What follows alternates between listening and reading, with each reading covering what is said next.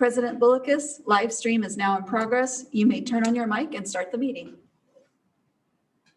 Good afternoon and welcome to the August 18th, 2021 regular board meeting of the Capistrano Unified School District. The meeting is now in session and the time is 4:12 p.m. Due to the nature of the COVID-19 pandemic and in accordance with Governor Newsom's executive order N-2920 issued on March 17, 2020, the board members have the option to attend the meeting and take action on any item telephonically. Members of the public may attend the meeting in person. The public is also allowed to participate in the board meeting telephonically.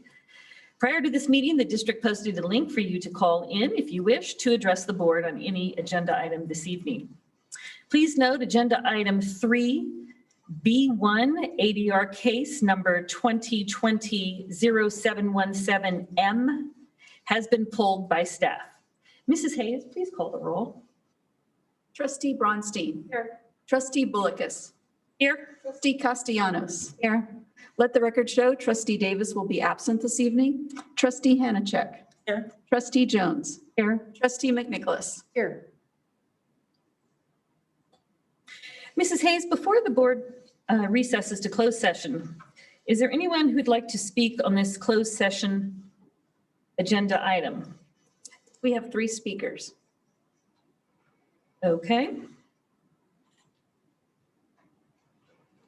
I will go ahead and have you call the first speaker. Our first speaker is registered online, Lynn Port. Lynn, go ahead. Hello. Hi, so I am a make no waves kind of gal. This is really out of my comfort zone, but I'm going to try and get through it, so bear with me. I'm looking at the goal of keeping schools open, and I kind of see a lot of big holes in the safety plans. But one of my biggest concerns right now is the plan for rainy day lunches. I did call and they confirmed to me that on rainy days, the children will eat their lunches indoors unmasked. And so I'm just hoping to put that before you guys, see if maybe you're willing to discuss a plan that could be put across all the schools of how to handle rainy day lunches in a more safer manner. I know that we're having a lot of trouble with squashing children's freedoms, and this falls in that zone. So even if there's just an option for some of us parents that don't take our kids into restaurants, that don't let our kids go indoors unmasked, and that just really want to follow the California Department of Health guidance that says masks must be indoors. So I just want to ask you to consider that and think of some of us and if there's something that can be done. The other big one was the assemblies, and I think that's been elevated up to you guys, having all the kids crowded together in assemblies. I'm not asking you to stop that. I would ask that you consider, again, some of us parents and perhaps provide the assembly day schedule so we can work around that and have the power to advocate for our children's health and make those decisions. And then the last thing I'd really love if you guys would consider is updating the symptoms in the safety plan. There's still the symptoms for the original strain of COVID. Delta will have all of those symptoms, but the most common symptoms they're seeing, and I encourage you if you'd like to check that out, is the Zoe project in the UK where they're tracking all the symptoms. So right now we're looking at runny nose, sore throat, and headache as your main symptoms. If there's any room to update the guidance and the safety plan to update teachers what they're screening for, I think this would go a long way to help keep schools open. So thank you. Thank you. Thank you. And the next speaker? The next speaker is student Isabel Hirabar Kelly, here with us this evening. Isabel, when you come to the podium, you don't have to touch the mic or anything, and you don't have to get too close, and just speak up loud. We'll be able to hear you. Thank you so much. Good evening, trustee members. Thank you so much for allowing me to speak tonight. My name is Isabel Rebar Kelly. I have 2 younger sisters that go to San Juan Elementary School, and I have a mother that teaches at Dana Hills High School.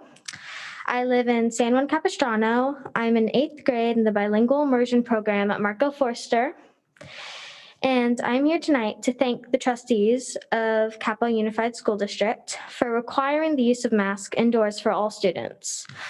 Masks are not a problem at all for me. In fact, they are quite comfortable for me, my friends, my sisters, my parents, and even my youngest 5-year-old sister. She likes them. She likes the decorations and she likes choosing them. Well, while I've been vaccinated, many students cannot because of their age. So when a student contracts COVID-19, they bring it home to their brothers, their sisters, their parents and grandparents, and other members of their family. I know there are people that have expressed their opposition to the mask requirement to you, so I would like to say thank you. Thank you so much for keeping me, my little sisters, my family, and the rest of the students and their families safe. Thank you. I would also like to say my speech in Spanish as well for any Spanish-speaking families watching this. So I'm going to say it now. Buenas noches, miembros del Junta Directiva. Gracias por permitirme hablar esta noche. Me llamo Isabel Rebar Kelly y vivo en San Juan Capistrano. Y soy estudiante del 8º grado en el programa de inmersión bilingüe en Marco Forster. Estoy aquí para agradecer esta Junta Directiva del Distrito de Escuela Capo por el mandato para todos los estudiantes de usar máscaras en las aulas. Este protege a los estudiantes, a los maestros y sus familias. Aunque yo he recibido mi vacuna, muchos estudiantes no tienen la edad y no pueden ser vacunados. Cuando un estudiante se contagia el coronavirus, puede contagiar a sus hermanos, hermanas, padres, abuelos y otras personas de la comunidad. Sé que hay personas que han venido a expresar oposición al mandato de máscaras, por eso yo vengo a agradecerles.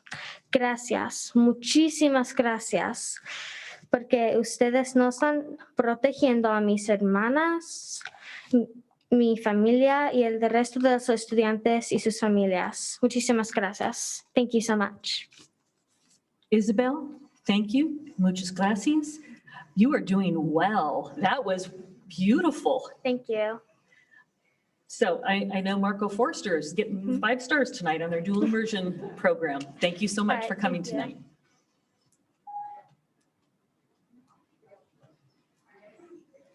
Our next speaker is Sean Kelly. Mr. Kelly, please come forward.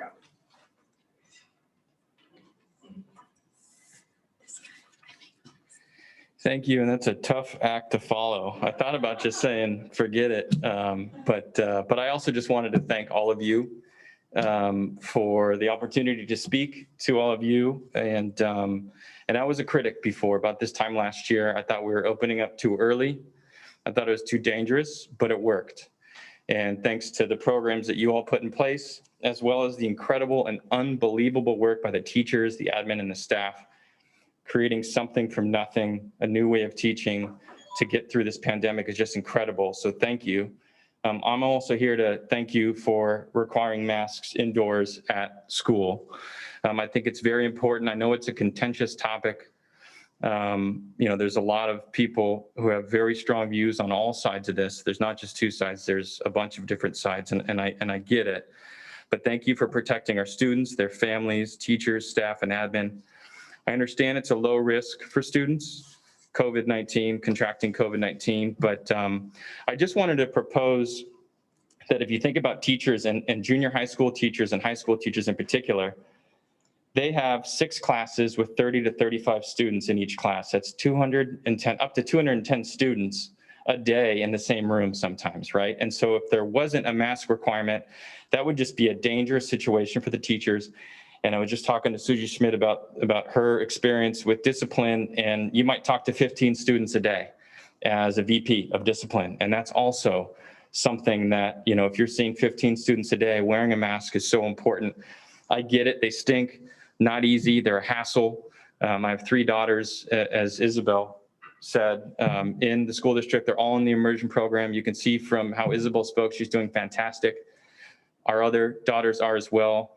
And it works. They're doing okay. And I would just propose that if masks don't work to some of the people who might think they're not as effective as we do, then maybe doctors don't have to wear masks and dentists, and they wear them for a reason because they do work to a certain extent. So I think that we should all consider this as a compromise. for now, until we get through this, wearing masks just to help protect everybody. And I'm not trying to tell anybody how to parent, but what's worked for us as a family is just not making a big deal of masks to our kids. Therefore, it's not a big deal to them, and they're not anxious about it. They're not worried about it. It just becomes part of daily life. I think we as humans have endured so much more than throwing a mask on for a couple of years that this is a good compromise until we get through this craziness. So thank you very much for protecting our family, our teachers, our students, their families, admin, and staff. Thank you. Does that conclude our speakers? We have one speaker, Clayton Rhinus, registered online, but he is not online at this time, so we'll move on. Okay. It's our speakers. Okay. The board will now recess to close session to address the following agenda items: public health emergency, consultation with agency counsel, conference with legal counsel, anticipated litigation, significant exposure to litigation, 5 cases.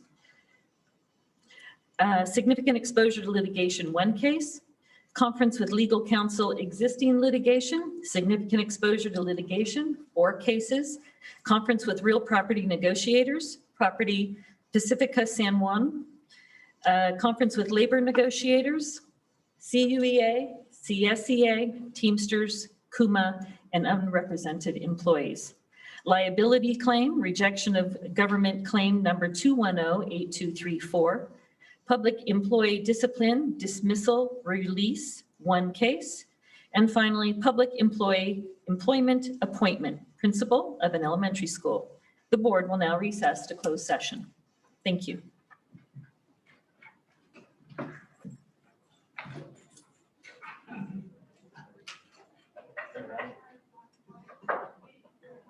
Thank you.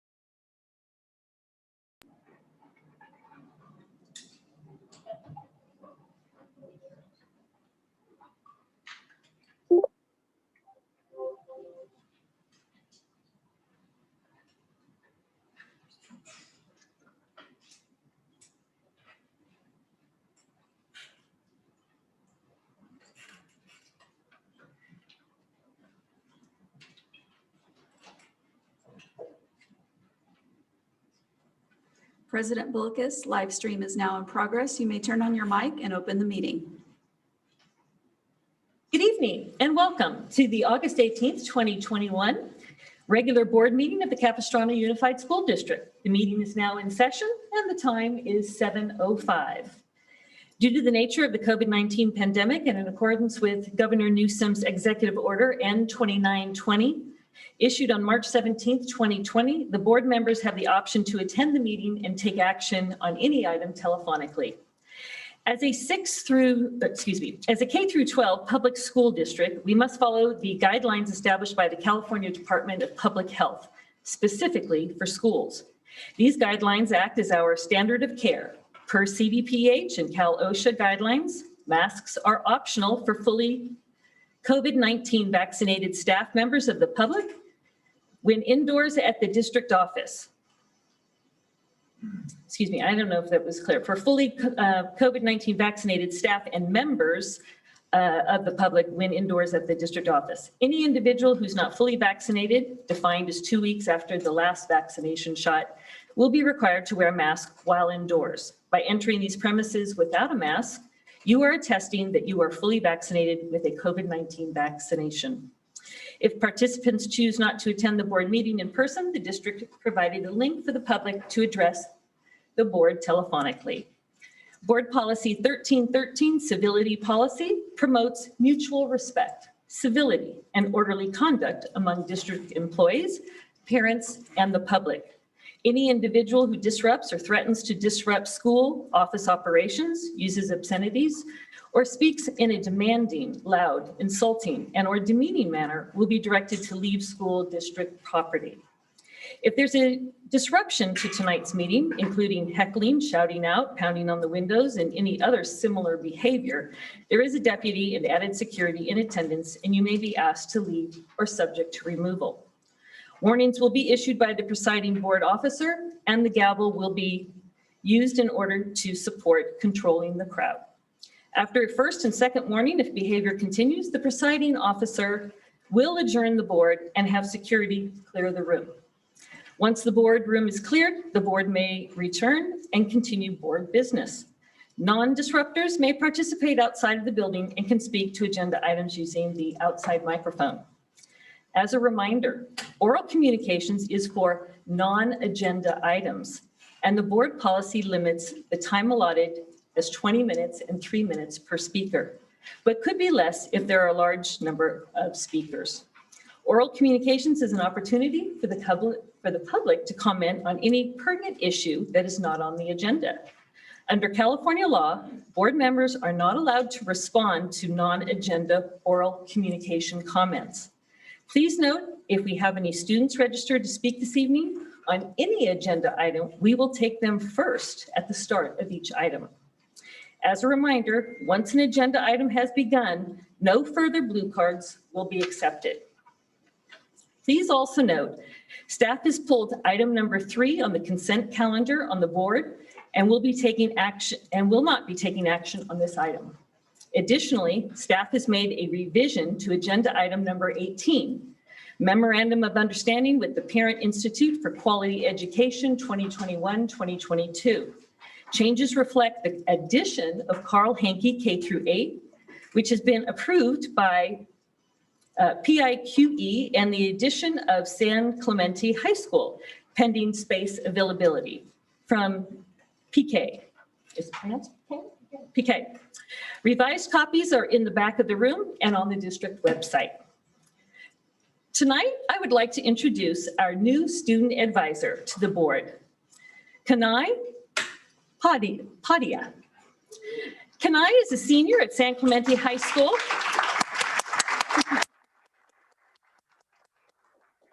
Kanai is a senior at San Clemente High School and will be representing our students for this school year 2021-2022.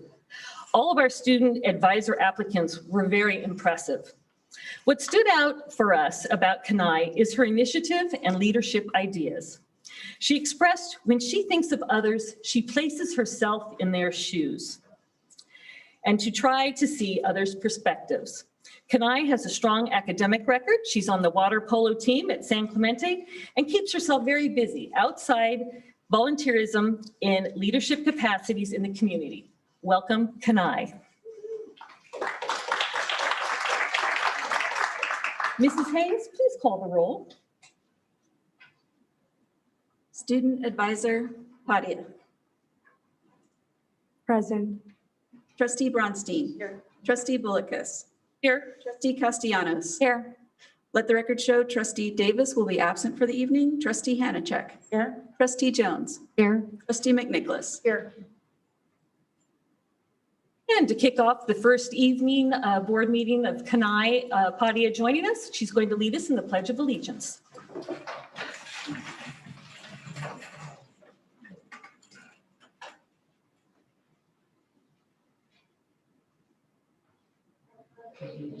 To the flag of the United States of America and to the republic for which it stands, one nation, under God, indivisible, with liberty and justice for all.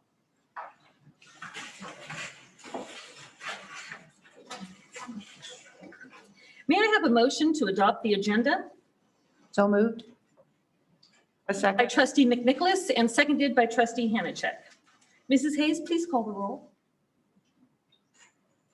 Student Advisor Padia. Here. Aye. Trustee Bronstein. Aye. Trustee Bullicus. Aye. Trustee Castellanos. Aye. Trustee Davis is absent. Trustee Hanachek. Aye. Trustee Jones. Aye. Trustee McNicholas. Aye.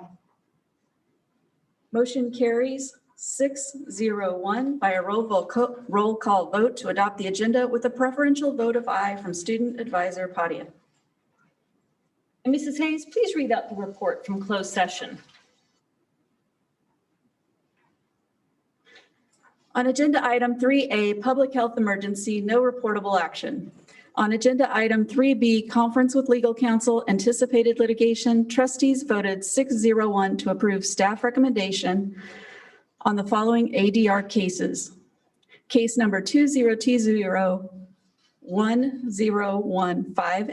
2021-0513, 2021-0622, 2021-0625, 2021-0628.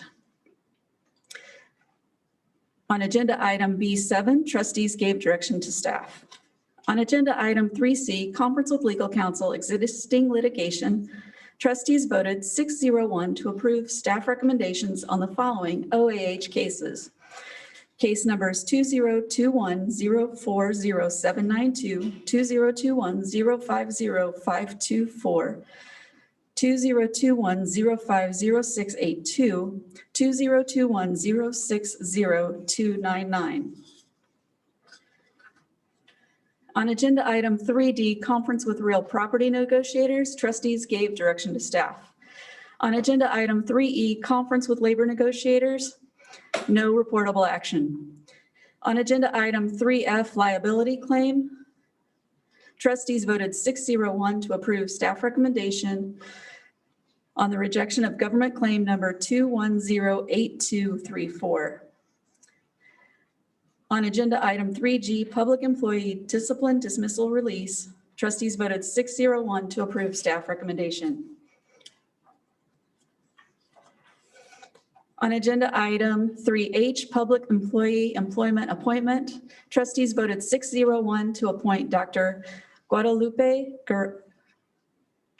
Gerard to elementary principal assigned to San Juan Elementary School effective August 23rd, 2021. This concludes my report. Thank you. And now I'd like to ask Superintendent Kirsten Vital-Beralti to share with her her report. Thank you. Great, good evening, and welcome to our August 18th board meeting. Whether you're here in person or online, we're happy that you're here with us. In support of a strong academic and social emotional learning environment for the 21-22 school year, and because of state and federal COVID funds, we have hired over 300 more teachers, speech pathologists, psychologists, counselors, and classified staff this summer. We've also worked to reduce class sizes, increase electives, bring credentialed physical education teachers to elementary campuses, purchase 35,000 new Chromebooks, and continue a strong investment in professional development, both for our certificated and classified staff. Yesterday was the beginning of many teaching careers in our district. I want to thank our Human Resource Services team for all the work they did to recruit and hire. I want to thank our school principals and teachers and classified staff and the district administrators for all your hard work to get us prepared for this school year. We opened really well at our school sites, and I'm proud of our CapoUSD team. Hiring continues this week. We are still awaiting Department of Justice background checks on 9 applicants, and these classes are being covered by substitute teachers as we work to fill these positions. Additionally, there are approximately 120 paraeducator positions open, which we are covering with strategic kids staffing while we continue to recruit. This is annually one of the most difficult positions to fill in the district, and we'll continue to recruit for these positions to support our students. And as I close, I want to thank our parents and our PTA for your support and excitement as we open school this year. I want to thank you for your patience and your understanding as we work through opening day challenges and put our protocols and procedures into practice. With 44,000 students, we're learning something new every day. So thank you for your support and partnership. You know, I remember for about 20% of our families, these are all new protocols. They may have been online last year, and so we welcome them back in person. So again, thank you for your patience. And I want to welcome Kunai Padilla, our student advisor, and I want to congratulate Dr. Guadalupe Gerard, our new principal of San Juan Hills Elementary School. And that concludes my report. Student advisor, would you like to report out? Good evening, everyone. I just wanted to thank the board for selecting me for this position. And I just wanted to, I just really hope that with this position this year, I would like to just bring normalcy back to our school campuses. And along with that, just make sure that while we are taking steps in doing so, that all students stay safe. Thank you. Thank you. Do we have any other trustee comments? Trustee McNicholas. First of all, I want to shout out to Niguel Hills Middle School and Principal Jones and the PTA there. They welcome back students with balloons and banners and music and streamers, and the dancing school nurse, Lupe, I think, was there to and welcome everybody back. So that's what I got to personally experience, but I wanted to also shout out to all site administrators, teachers, and staff, as well as our district administration. Congratulations on a successful, exciting, and in-person first day of school. Any other comments? If there are no other comments, I just would like to extend my personal thank you to the parents, to our teachers, to our administrators in our schools for making what would be a very challenging year to return to, and a lot of mixed feelings. To understand what's most important is our children, our students. And I chose because we had set a precedence following CDPH guidelines that all non-essential people were not to be on campus. So normally I like to spend the first day of school visiting all of my schools in Area 7, but I chose to stay home since I'm non-essential, and I knew that the district office would be out in the schools and giving their support. What I did see was the CapoUSD Insider with coverage. I just loved seeing all those smiling faces. And I have to give a shout out to two of my schools. Castile Elementary School in Mission Viejo was featured in the Insider. And just seeing those bright smiles and those open arms and smiling faces, and what the PTA did to make the school campuses colorful, and preparations for kindergarten, so that those parents could connect and meet the teachers, aside. And Riley's PTA, Riley Elementary, also in Mission Viejo, with their theme of board games and all, very colorful, very cheerful. And it was just joy to see the kids and to hear about the middle school and the high school kids just so happy to be on campus seeing their friends. So I want to thank everybody for making it the most positive return. And that concludes my comments. So we move on to oral communications. And I understand we have 15 speakers. There are 6 that are here with us this evening. And we have 9 that are, 9 that are here that filled out blue cards, and 6 that will be with us by phone or by Zoom. Can I ask you please, Mrs. Hayes, that you'll call upon these speakers in the order that we have set? This will go over your allotted 20-minute time for oral communication. Would you like to reduce the time to 2 minutes per speaker? No, I think it's our first meeting with school back, and we'd love to hear from these 15 speakers. Our first speaker registered on Zoom with us this evening is Michael Coro. Hello, can you hear me? Yes, go ahead. Okay, thank you for your time today. Also, thank you for taking on the role as a board member charged with governance. I know it's a great responsibility, and I appreciate you guys taking the time to do that. Let me start by saying I know the COVID-19 virus is real and it's impacting all of us every single day. But I am struggling as a parent with the mask mandate at the schools and the science behind it. And mainly because I bring this up from a logical discussion I had with my elementary school age son, who wanted to know why the threat was only in his classroom. And I really didn't understand his question at first. And I asked, well, what do you mean by that? And he said, well, I don't wear the mask when I play soccer in my league with my friends.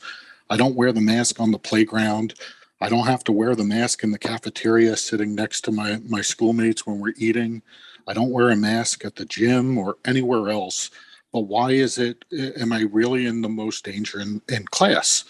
And I didn't really have a good answer for him. And I'm struggling with that. And so I decided, let me do some homework as well to figure out, well, what's the basis behind that? And teaching him to do homework and employing that myself, I looked for some of the guidance, and especially for elementary school kids between 5 and 12. And the CDC has stated that over 340 pediatric COVID deaths since the pandemic started. And that, and while that's only a 0.00% or 0.26% of all deaths, that's still, deaths that are individual and they mean something to somebody. But then I looked for comparisons to understand, well, this must be worse than some of the other illnesses that affect our children. And when I looked at the annual flu and the CDC's own statistical modeling for 2018 to 2019, there was over 400 deaths related to the flu, which didn't help my argument, or it didn't help my basis to explain it to my son, because we've never had mask mandates for the flu. And I'm just trying to understand, and this might not be the forum, and it might be from the guidance that's handed down from others to the school board, but I really just want to be able to explain why it's mandated for the elementary school kids and how to better answer that question as a parent. So that's all my time. Thank you. The next speaker I have registered on Zoom is Meredith Hayes. I don't see Meredith online at this time, so I'll move on to the next speaker, Julia McDonald. Julia is with us.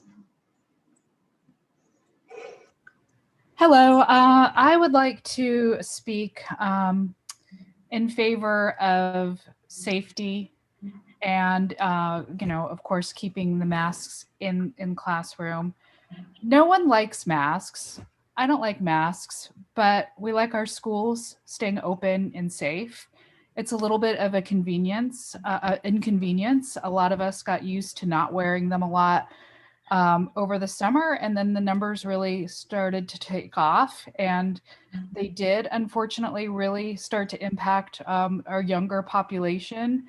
I I would say that the data is fairly probably incomplete, and you wouldn't really be able to compare the data for children at this point because it's so new. But this should be about people and not politics. It should not be a culture war. We just have to look out for each other and do what's necessary to keep our students and staff safe, particularly the elementary students, the ones that wish to be vaccinated that aren't eligible to be vaccinated. That's our entire elementary school population pretty much. And it's not complicated. Look at what is happening in Florida. I saw a statistic today with close to 10,000 students and staff quarantined in Tampa because they're not wearing the masks in class. And to speak to what I believe Michael just said, the difference between your son's soccer league being outdoors, but the difference between recess is it's outdoors. Students in classrooms, there's about 30 people packed into a small area, and it's an aerosolized virus. So that's the difference, and that's the science. And we have had a mask mandate. It was close to about 100 years ago, and it was a flu pandemic, and they were successful. Again, I'm not saying I love masks. I have to wear them all day for work, but they work, and it's an inconvenience, but we need to put the safety of everybody first and look out for each other, and that's all that this should be about. Thank you. Thank you. Our next speaker registered online is Michelle Colossal Campbell. Michelle, go ahead. Good evening, Superintendent, Board of Trustees. It is exciting to be starting a new school year. Students are excited to be back on campus, and parents are happy to have them there. PTA is the largest child advocacy organization in the country and our state, and most likely the world. I encourage all of our board members to join their local PTA. You can be a member of more than one. And I want to thank Trustee McNicholas for her continuing support of the Niguel Hills Middle School PTSA. She's already joined. Thank you very much. Lastly, as a parent of a student too young to be vaccinated for COVID-19, I greatly appreciate the continued indoor mask mandate. I would love to see more of the mitigation protocols that were so successful last year brought back to help keep our kids safe. I want to see kids stay in school, but the Delta variant is far more dangerous to kids than the previous versions. Or to put it in edubabble or teacher talk, the virus looked at its data and adjusted its strategy to target our youngsters. We need to stay vigilant so our kids can have an amazing year in school. Thank you. The next speaker registered on Zoom is Stephanie Tarzia. Stephanie, go ahead.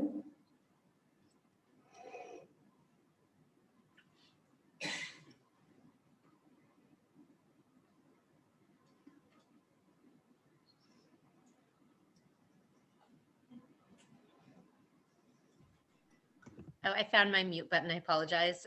Good evening, Superintendent and trustees. I participate and observe board meetings regularly, and on some issues, there can be very strong voices in the community that speak. However, that does not necessarily indicate that that voice represents the majority.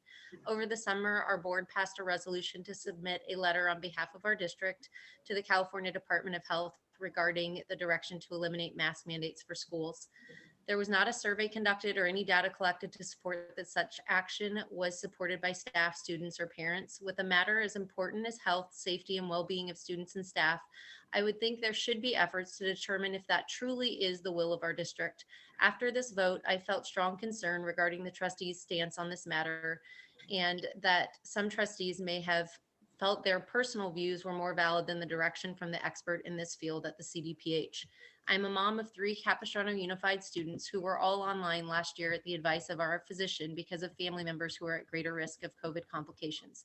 This was a heavy burden on our family as well as the educators who worked hard to modify in-person school to an online option. We understood that this was temporary and sometimes there are tough times with extraordinary circumstances.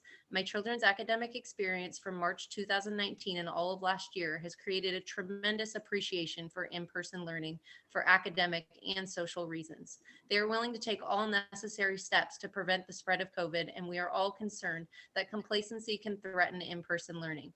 My children have concerns about the relaxed guidelines outdoors and look for open places to have space when eating on their middle school and high school campuses. Unfortunately, elementary school does not have those options.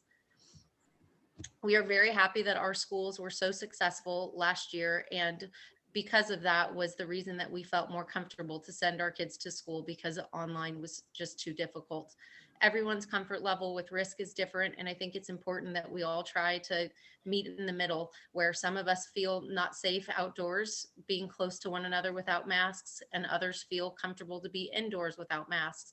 I think if we can all just follow the guidelines that have been set for us by the experts, that would be the best. And I would hope that our trustees would please just find the happy medium and follow the guidance from our experts in this area. Thank you very much. And we are so thankful to be back in person and appreciate everyone's efforts to create the safest environment possible for our kids. The next speaker that I have with us on Zoom is Jessica Geyer.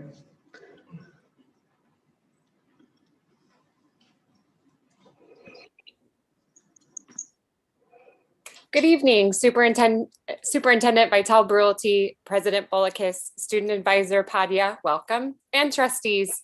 Tonight I am speaking as a parent and an individual representing only myself and my personal views, not representing any entity or organization. Well, it's definitely back to school time. How can I tell? Traffic. And traffic really hasn't been an issue for the last 18 months. So it was an exciting realization. How can one be grateful for traffic? Because it means we are back in school in person on campus 5 days a week. I want to thank the superintendent and the trustees for traffic. I mean, prioritizing in-person instruction 5 days a week for our kids. I am also grateful to the district, our principals, custodians, teachers, and students for following safety recommendations put forth by OC Health Department and CDPH. Thank you for prioritizing that, because having those in place will help us remain in person. I am excited as my freshman and sophomore talked about the first football game they are planning on attending Friday night and the volleyball season they are preparing for. But as we go back to school this year, there is a reality. We have had an increase in the amount of cases, which can be expected. With those increases comes more families that need resources to quickly identify the recommended protocols at their school sites. I'm COVID positive. What do I do now? Who do I call? How many days will I need to be at home before I can come back to school? And what does school look like when I am quarantined? I know what you're thinking. It's all on the health and safety plan, but it's really not specific to school sites and who the point of contact is.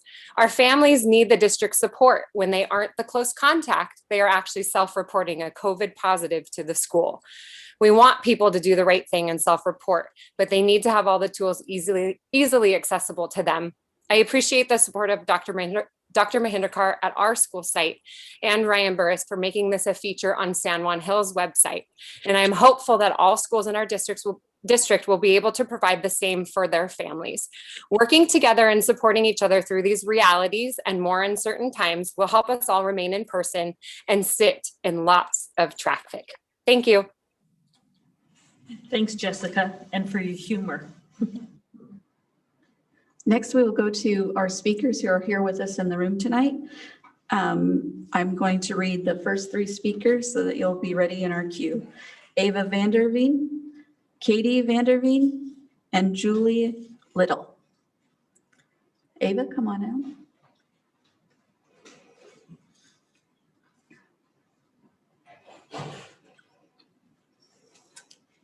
Hello. So I just want to start off by saying I want to breathe, and I don't mean to be like rude about that, but yeah, it's just kind of frustrating. Sorry. I'm sorry. I'm not really at risk. I'm not sure about all the facts. Sorry. I'm not really at risk. I'm not sure about all the new facts with the Delta variant and stuff, but I know that, gosh, but can I go after someone else? It's okay, sweetie. Just take a deep breath. You okay? You're fine.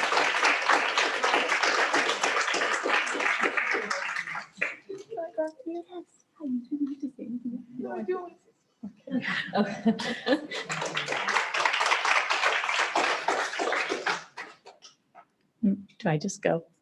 Okay, yes. So my name is Katie Vanderveen. Thank you so much. I have 3 children that attend school, and I'm here really just to ask and advocate for mask choice. You know, where's the science showing that kids wearing a cloth mask is truly effective? I have seen the results of what can be found on kids' masks after they've worn them all day and taken them off and had them drop on the ground and all sorts of things happening, which I would argue that that's not as healthy for them.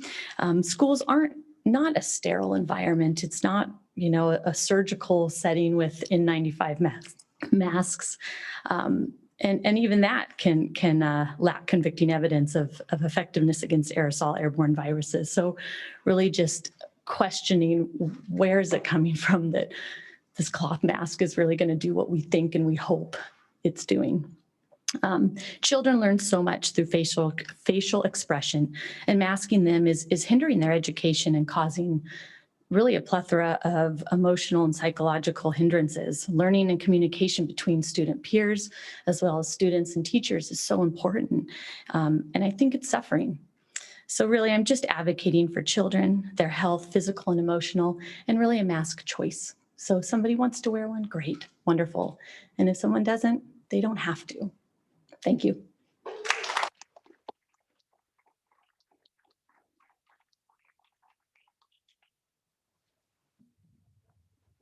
Next up, we have Julie Little. On deck, we have Jean and then Melissa.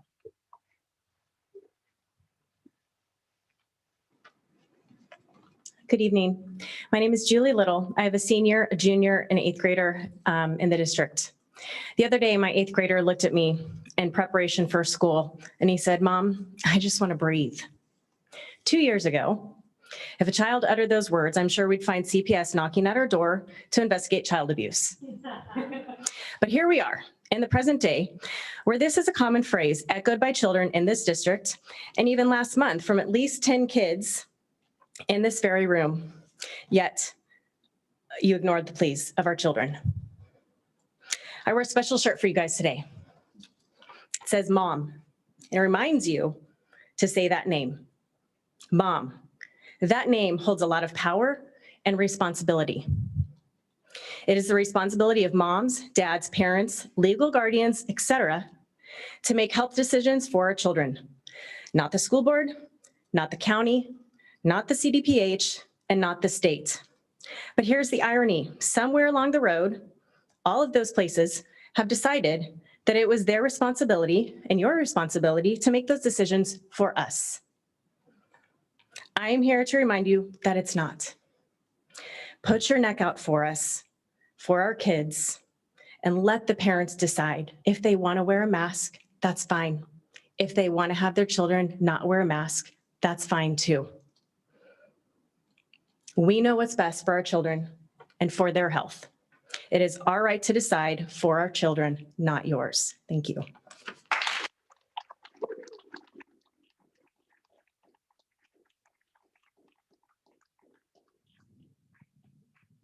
Next up, we have Jean from San Clemente. After Jean, we have Melissa Huffaker and Sherry Andrade. All right, well, thank you, board. I had something else to talk about, but I'm outnumbered with all the mask discussions. And I'd like to go on record and say, somebody earlier was asking about, is there a middle ground? I think mask choice sounds like a middle ground.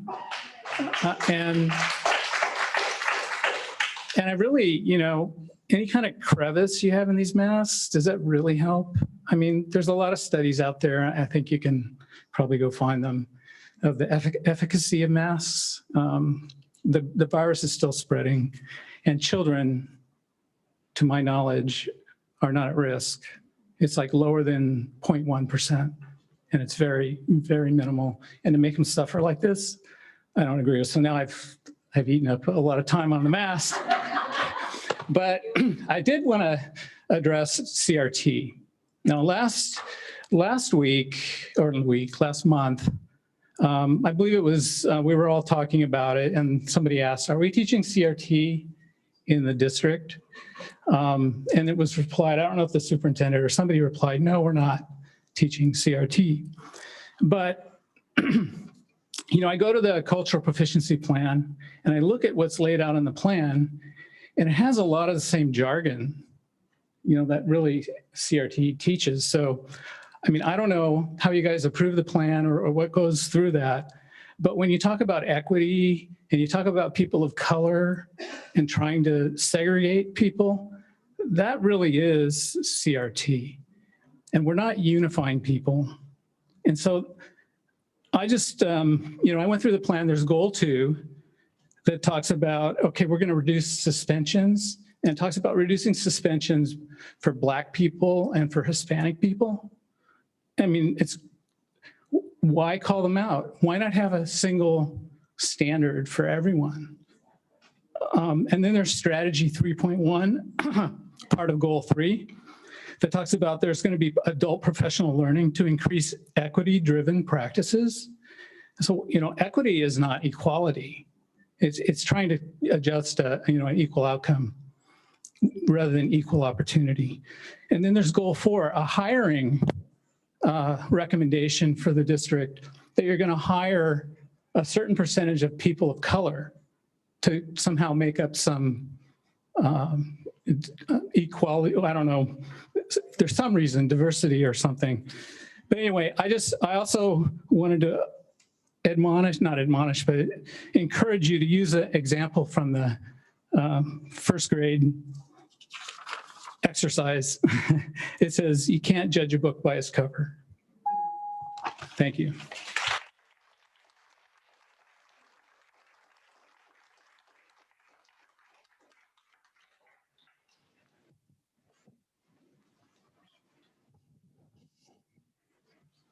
Next up, we have Melissa Huffaker. Following Melissa, we have Sherry, and after Sherry, we have Jennifer Loya.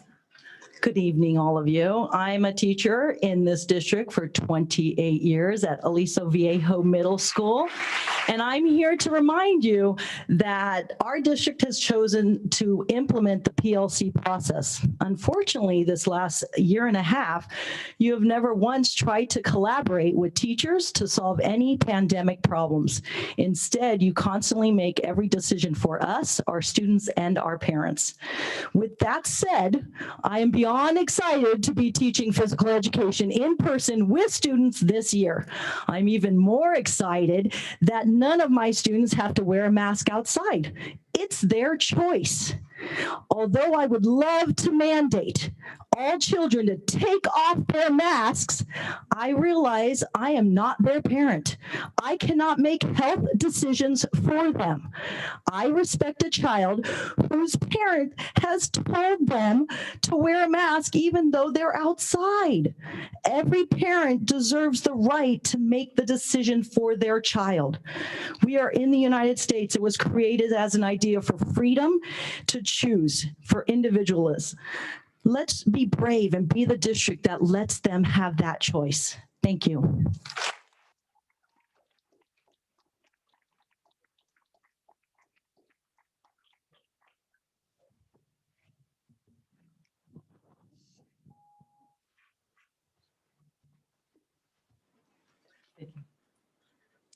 Hi, thank you for the chance to speak.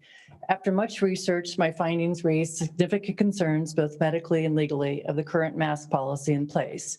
Masks are a medical device covered by Health and Safety Code 109920, and the combination of masks upon a person, along with contact tracing and health screenings, constitute medical experiments that require informed consent under the law. Further, masks are ineffective for the purpose claimed by the mandate, potentially harmful, and only authorized for use by a U.S. Food and Drug Administration emergency use authorization. Promoting use of a non-FDA approved emergency use authorized masks are unwarranted and illegal. Devices authorized under emergency use authorization requires wearers to be informed of the option to refuse the wearing of such device under 21 USC section 360 BBB-3.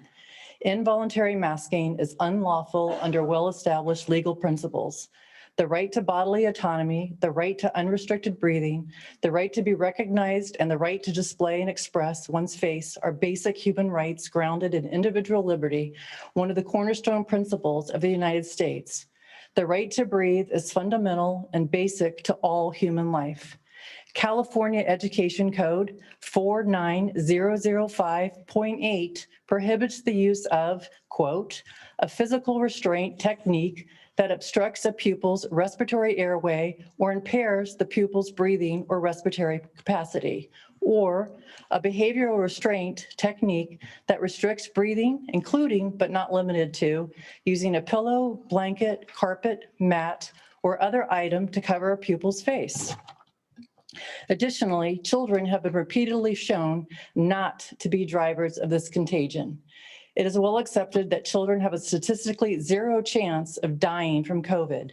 The CDC shows that the K-12 mortality rate from or with COVID is 0.00003. Any intervention, especially one that is prophylactic, must cause fewer harms to the recipient than the infection. Since children have the lowest death rate from COVID infection, the cost benefit of requiring children to wear an investigational face covering with emerging safety issues is especially difficult to justify. Anthony Fauci was very clear that asymptomatic transmission was not a threat. He stated, quote, in all the history of respiratory-borne viruses of any type, asymptomatic transmission has never been the driver of outbreaks. The driver of outbreaks is always a symptomatic person. All parties mandating the use of face masks are not only willfully ignoring established science, but are engaging in what amounts to a whole school clinical experimental trial. Thank you. Thank you for your time. Thank you.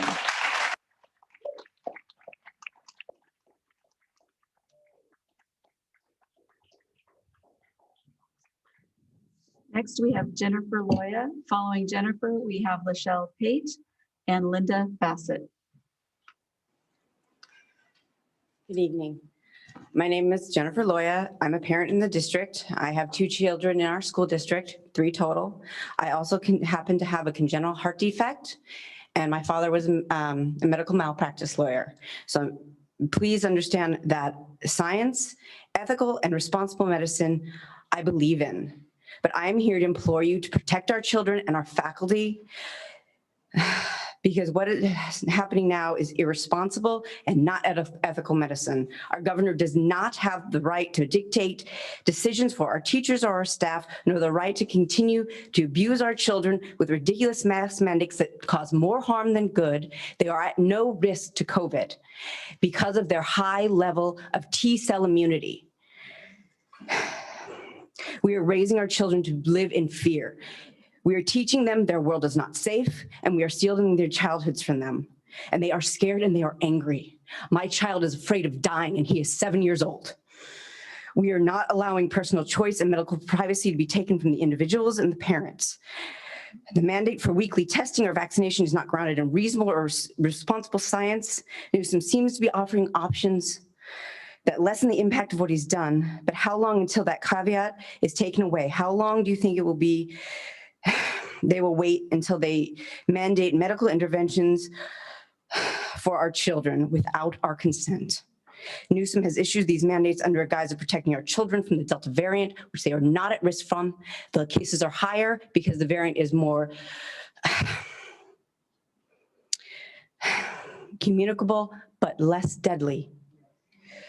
The data and the science actually prove opposite, and they're doing is a definition of insanity, repeating the same procedures, expecting the same result with different results. Our children have never been at risk. They are higher risk of dying of drowning or the flu. This is a political politics and inflating the numbers. The CDC and FDA have recently placed recall on the rapid PCR tests because the diagnosis is 90 to 95% false positive rates. That means 90 to 90% of the cases and the deaths are not due to COVID. The FDA, furthermore, never approved these tests for asymptomatic testing, and the WHO, as of January 25th, said there should be no asymptomatic testing, period. So I ask, what are we testing our teachers with? The governor, sorry, I'm nervous. The whole premise of lockdowns is based on the PCR testing in the cases. We are asking for unattainable goals, and if we are doing this for the health of our children, we should be focusing on the increase in childhood suicide and depression. Jennifer, thank you for your time. I have a lot more to say, but I'm over my time. Thank you. But Our please. next speaker is Lachelle Tate. And then David.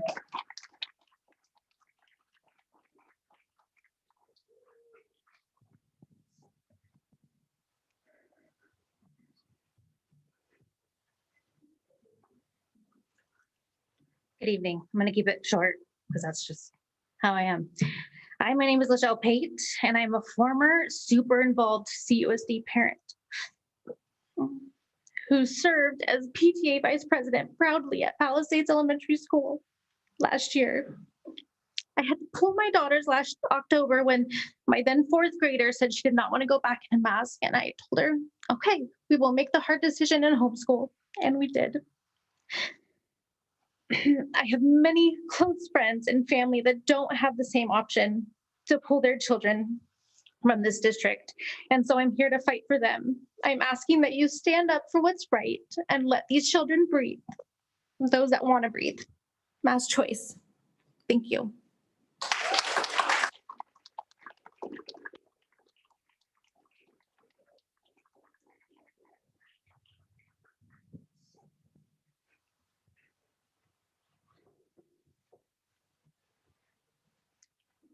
Our next speaker is Linda Bassett.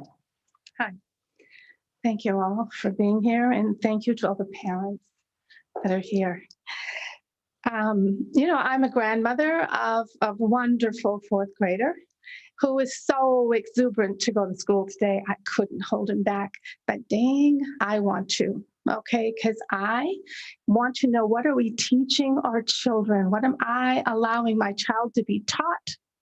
When you don't stand up to authority, and especially authority that is wrong in a democracy. We know that so many bad things have happened when children and adults don't stand up to authority. And that's what I think we're all here doing. We need to stand up against what is wrong here with this fear mongering. And there's nothing worse than making people afraid. Why don't we talk about the facts? Why don't we have a real discussion about what is going on? We're debating back and forth. Do masks work? Do you really know? Do you know? And why don't you know? How can you make any kind of decision if you don't know what the facts are? I'm going to tell you, masks, what I know, what I've learned, I could be wrong, find out. That masks are there because they prevent bacterial infection. They're not there to protect against viruses. Viruses go right through them. We wouldn't be throwing them and discarding them on the ground. They would be biohazard. And I know that's probably been said to you before, but I just need to repeat it. The damage that these restrictions have caused far outweigh any threat from COVID. This has become a physically, spiritually, and emotionally unsafe place for our children. My grandson excluded, nothing can put him down. He's just, God bless his teacher. Okay. And the repercussions are well documented. They've been made to feel that the world is dangerous and been made to make them afraid of other people. Wearing masks for 6 to 8 hours a day, social distancing, contact, I don't know if we're doing that, contact tracing, removal of sports, which thankfully it hasn't happened here. And that's been a very saving grace. And I'm so thankful that that's going on in this community. It must stop. None of this was necessary. And the data and the science prove it all. And why don't we know that? Why are we having these? Is this not America? Are we not the smartest people in the world? What the hell is going going on. Excuse my French.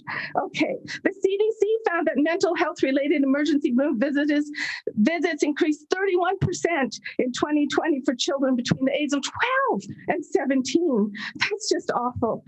The CDC released a scientific study, non-pharmaceutical measures for pandemic influenza in non-healthcare settings. In a systematic review, and we identified 10 randomly controlled trials. The effectiveness of masks in reducing laboratory confirmed influenza virus, they found no significant reduction. So there's your study. I got a lot more to say, but most of all, stand up, Clifford.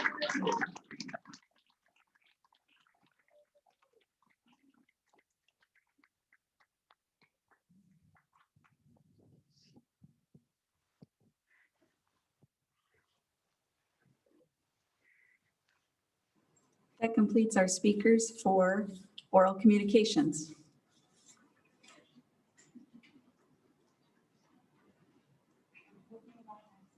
We will now move to the consent calendar. Please note, per Board Policy 9323.2, and in accordance with law, the public has a right to comment on any consent item. At the request of any member of the board, any item on the consent agenda may be removed and given individual consideration for action as a regular agenda item. Each speaker is allotted 5 minutes on multiple items or 3 minutes per item. And I do see that we have one speaker on agenda items 11 and 12. Do we have any others? Okay.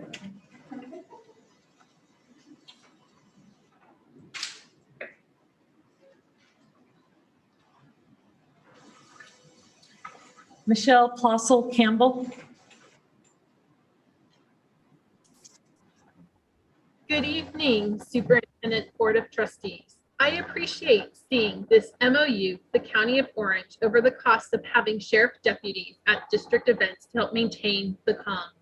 What I am wondering, for greater transparency, is what has been the cost directly incurred by the district due to public disruptions so far this fiscal year.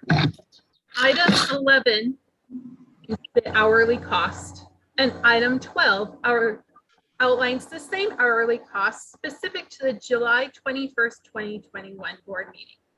And while we can see the hourly rate, nowhere is shared the number of hours of regular or overtime the district was charged for having the deputies there. I am supportive of this MOU. I want the public to be aware there is a direct cost to the district for behavior that does not meet the district's civility policy or meeting conduct policy. So can someone please share what the cost was for that one meeting and what we've spent so far this year? I want our board to be safe. I want our staff to be safe. I want our administration to be safe. But the public needs to understand there is a cost fiscally to our kids when we have to employ the sheriff's deputies to come out. Thank you.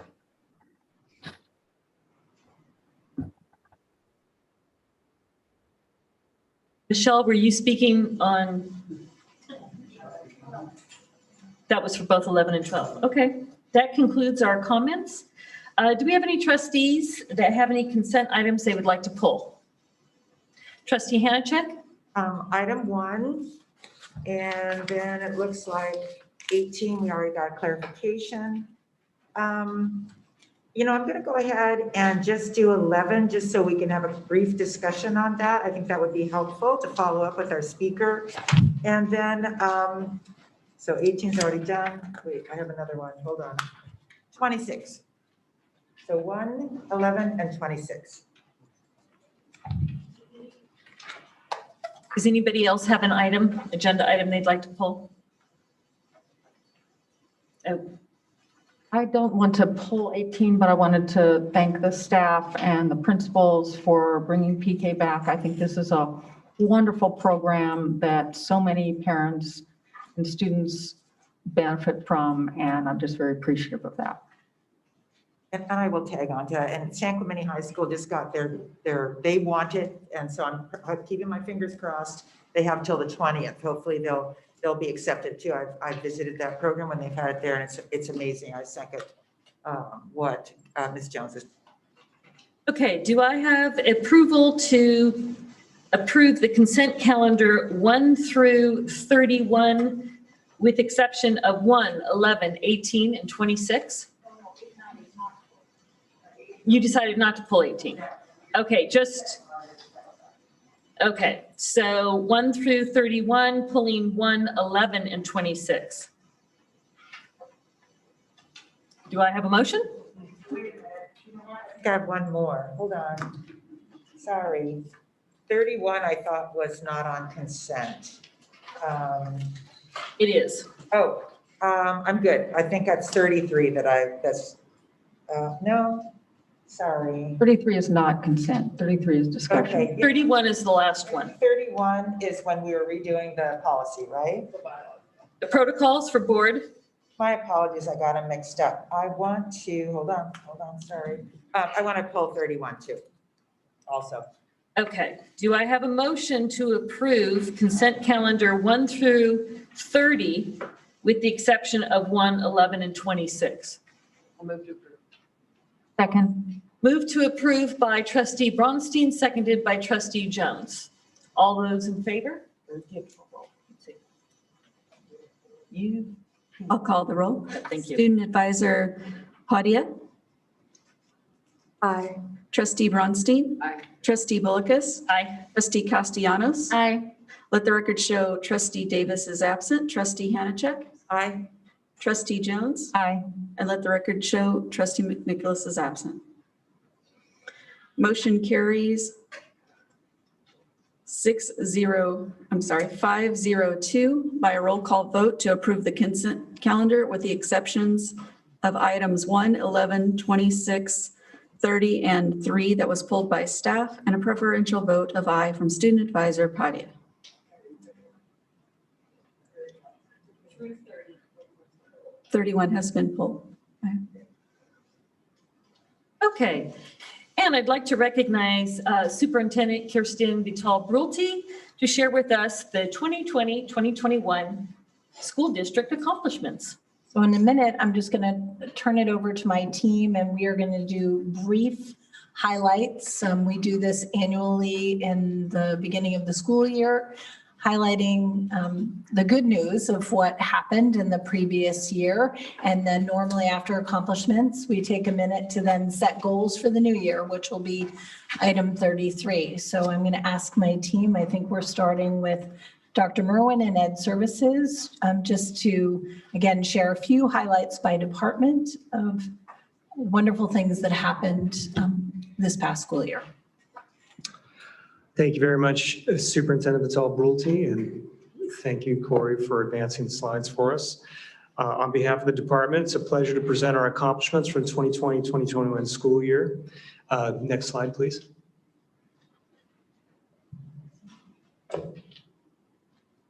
As you can see here, all of the goals are in the context of our wildly important goals. So all of our accomplishments connect with these goals. Next slide, please. So as I will very briefly go over these accomplishments from last year, these are only a small fraction of our successes. These accomplishments were possible only because of the dedication and expertise of our teachers, who did not just spend their time and energy on health and safety guidelines, but instead they rose above it to meet the academic and social emotional needs of their students. And also due to the incredible leadership of our principals, the above and beyond approach of our district staff, our valued partnerships with CUEA, CSEA, and with the CUC PTSA and Special Education Community Advisory Committee. And finally, I would like to echo the superintendent's and the president's opening comments tonight. We recognize and appreciate our families and their incredible flexibility, their support, and their trust in CUSD to make all these accomplishments a reality.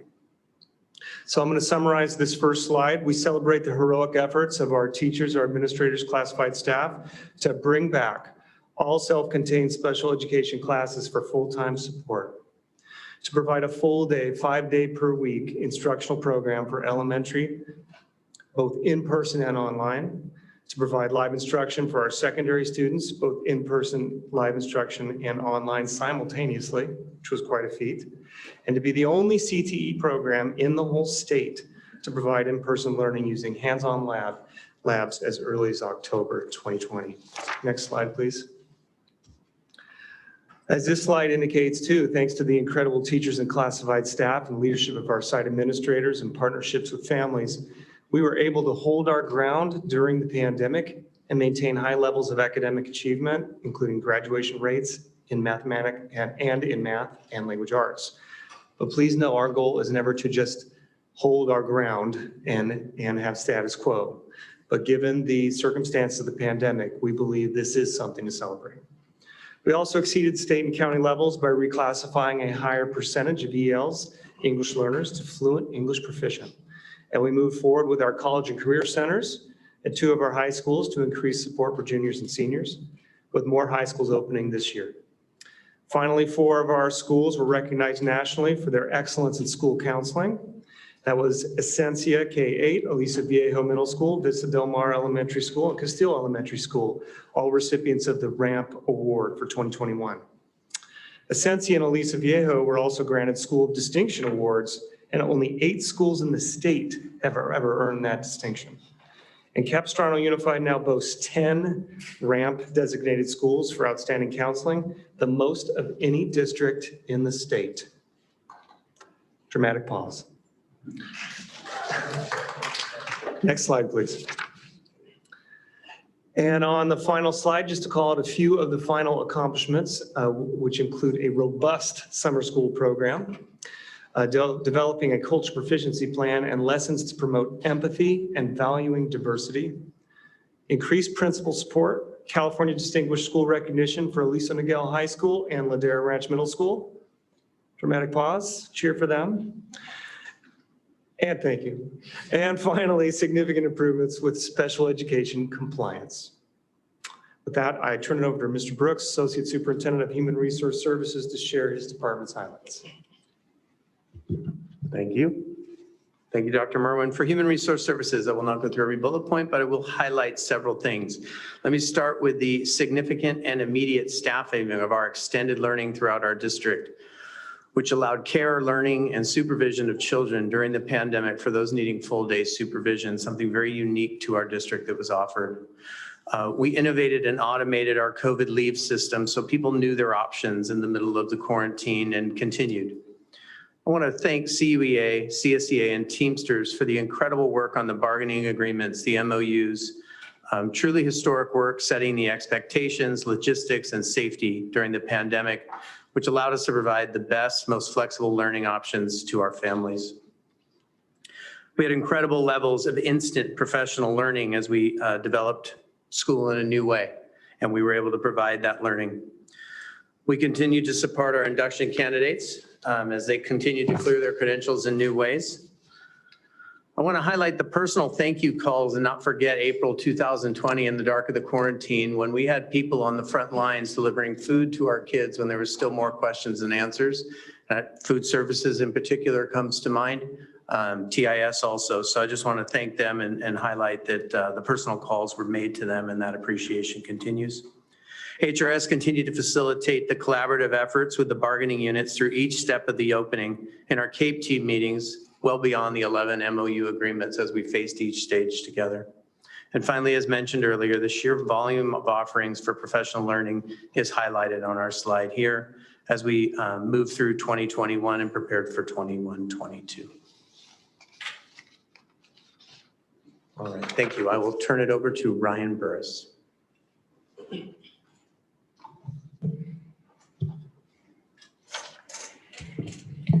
Good evening. For communications, the district goal was to implement a plan for reopening CUSD schools. And so for the communications team, it was all about communicating with our families, what the guidelines were, how to register, what program they wanted, all of that kind of information. So that was the highest priority for us, was consistently giving them information that they could use to bring their students back to school. We also helped Ed Services by publishing and revising the safety plan. creating FAQs for family and staff. On the CUSD Insider, we published 141 stories with a 28% increase over readership over the year before. Created and distributed 4 Capo Talk newsletters. Each one of those represents about 40,000 readers for our district. And we distributed 50 all-family emails through School Messenger, which was 2.3 million individual communication touch points to families and parents and guardians in the district. Next slide. We continued with advertising this time. There was a mixture of advertising. We were sharing with the community the guidelines and health and safety guidelines that were in place, and also communicating with them starting before fall about the options to attend in-person class. We hosted 6 town hall webinars, some of them focused on mental health, some of them focused on physical health with some great community partners. And then just this year, we were awarded 4 awards for CUSD Insider during a live event for coverage that we did during the last school year. CUSD Insider took first place for best COVID-19 coverage in a non-traditional or specialty publication category from the Orange County Press Club. And now I will pass it over to Deputy Superintendent Clark Capton. Hi, thank you, Ryan. So for business services, in addition to having several facilities prepared and ready for reopening during the pandemic, such as disinfecting surfaces and replacing all HVAC systems with enhanced air filters and preparing for extended learning, during these difficult times, we accomplished a lot, from starting and now nearly completing 2 state-of-the-art science, technology, engineering, and arts and engineering buildings, STEM and STEAM buildings, continuing to replace aging sports turf, receiving state matching money on our past facilities projects, and continuing our important work with the Superintendent's Facilities Finance Advisory Committee. Next slide. The work to switch to 100% virtual learning at the start of the pandemic was critical to ensuring the continuity of learning while the world responded to minimize the impacts of the COVID virus. The technology department quickly implemented a new learning management system to facilitate virtual learning, established a parent tech support portal to assist parents with their transition to virtual learning, deployed thousands of Chromebooks and hundreds of internet hotspots to ensure all students had access to their curriculum in virtual classes. There were growing pains, but we all worked together with a common goal of making it work. That work continues today. This work also helped the district to begin a one-to-one device program where all students will be provided a district Chromebook. We also significantly enhanced the district's internet connection speeds to accommodate the increase in online learning devices when students are on campus. These are just some of the many enhancements and technology deployments that occurred over the past year. Next slide. The Food and Nutrition Services Department deserves a standing ovation and applause for their amazing and selfless work performed since day one of the pandemic to ensure all students received meals after the shutdown. The 150 employees in the department helped provide over 3 million meals to students. Their work was truly extraordinary, particularly early in the pandemic when there was so much uncertainty. Next slide.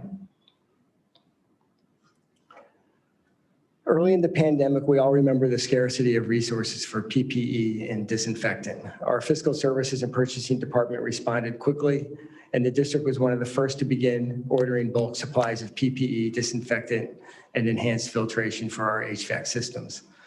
The receipt and allocation of federal and state stimulus funding was handled seamlessly by our fiscal services department. And we also were part of a state pilot COVID testing program that continues today and provides quick state-of-the-art COVID test results, usually in less than a day. Next slide.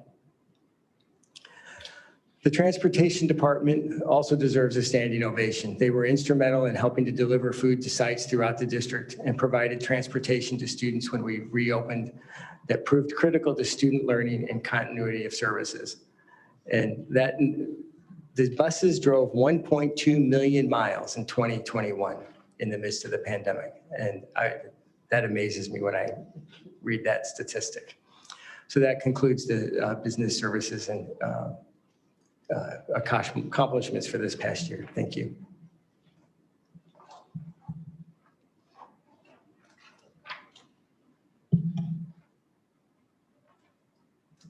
Next slide. There we go.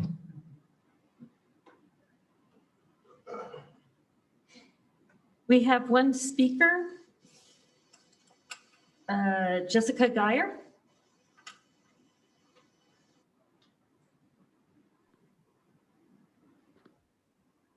Good evening, Superintendent Vital Brulte, Student Advisor Padilla, and trustees.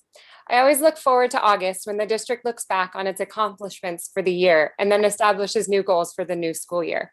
As we reflect back on last year and the district's accomplishments, it was such an incredibly challenging time in a lot of areas, especially for our students. But during those difficult times, our CUC PTSA legislative team, working together with the superintendent and her staff and trustees, really had the time to build our relationship and work closely to benefit all of our students by holding joint Zooms with federal and state electeds to communicate the needs of our district and our students, funding needs, technology needs, nutrition, and mental health needs. We worked and communicated tirelessly from March 2020 all through last year to secure the funding, PPE, food, and much more. We appreciate this partnership, which melted into more dedicated PTSA feedback sessions that were many, many hours of staff, particularly Dr. Merwin's time. And we are ramping up our legislative advocacy reps now to start the new school year to continue this relationship and great work.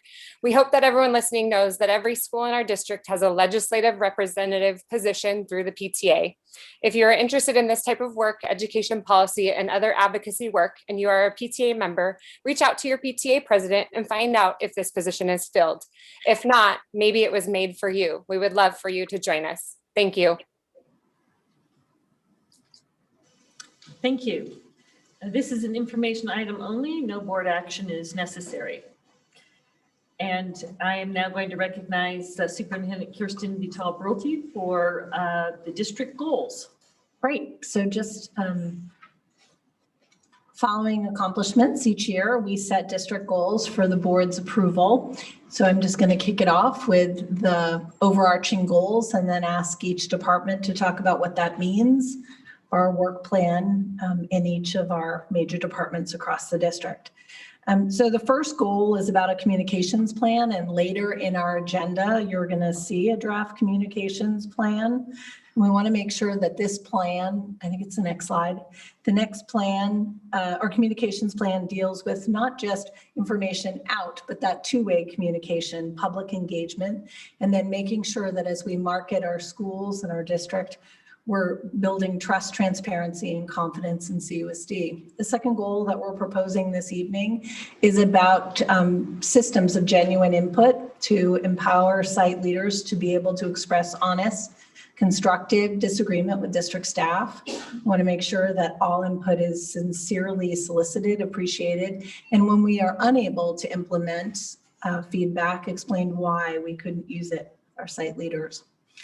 The third goal is really about our teaching and learning and our instructional plans, really implementing our expanded learning opportunity plan and monitoring that with data and evidence of improved outcomes for students. As you all know, we have spent $93 million, I think another $2 million coming. We want to make sure that those strategies and what we've invested in is continuing to change outcomes for students. And then last, we want to get back to our facilities and create that multi-year facilities proposal that addresses possible solutions to our issues.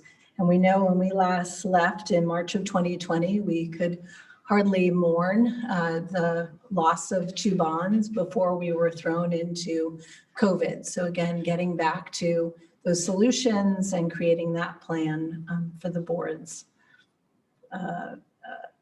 approval. So at this point, I'm going to turn it over to my team to further put flesh on the bones. And I believe we're starting in Ed Services with Dr. Merwin. Thank you, Superintendent Vital Brulte and trustees. So for under goal number 1, Education Support Services will be supporting this work in the following ways. Please, next slide.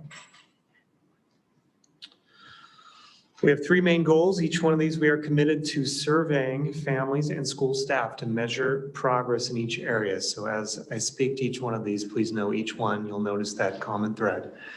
We are committed to surveying to understand how well we are doing. First, the first bullet, we will work collaboratively with TIS and Business Support Services to continue the implementation of Canvas as our learning management system. Canvas will continue to be an important tool for communication and curriculum access in grades K through 12. For the second bullet, we will collaborate with both Business and Support Services and Communications Department to increase communication with parents through the new Talking Points pilot and increase the use of text messaging with families in their primary language. I'm very excited about that new tool. And then finally, we will support our principals to enhance their school's social media presence so that families are aware of trainings and resources and events at their local school. Mr. Brooks, please proceed. Thank you, Dr. Merwin. For Human Resource Services, we do have bargaining agreements open with all 3 bargaining units, and we look forward to reaching agreements with all 3 in 21-22.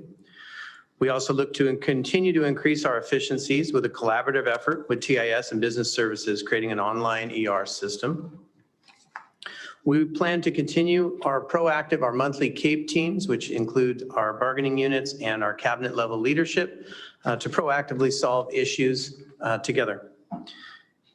And our goals start July 1. So this last one, staffing our schools with over 300 new hire certificated positions as we open schools. I'm happy to say that was completed and a lift, and it's great. The teachers were in place. So I will turn it over to Ryan Burris. For communications, I was very thorough on these, so I have 4 slides, but I will just talk about the goal and then we can talk about strategies in the next agenda item. Increase open rate of district messages to support Capistrano Unified families. Increase engagement with families using their preferred language. Next slide. Provide timely and clear communication to families and seek to improve CUSD programs for our students. Provide professional development opportunities to extended cabinet and principals. Next slide, please. Continue to develop leadership foresight skills to forecast potential issues and anticipate challenges, and ensure CUSD families and stakeholders understand the budget and the use of our COVID funds to support students. Next slide, please. Finally, build a new website to better serve our CUSD community.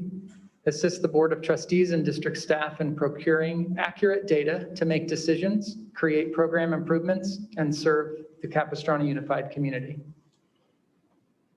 And now I will turn it over to Deputy Superintendent Clark Hampton. Thank you, Ryan. To support the communications goal, all the business and support services departments will continue their work from prior years, providing publicly accessible information. TIS department will continue implementation and enhancements of learning management software and the text message communication system mentioned earlier, and will expand the district's data warehouse and dashboard system to include other databases.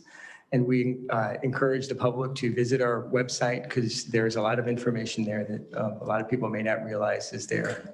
And we will continue to expand the information that we provide publicly. Thank you. I'll turn it over to Dr. Merwin to present the next goal.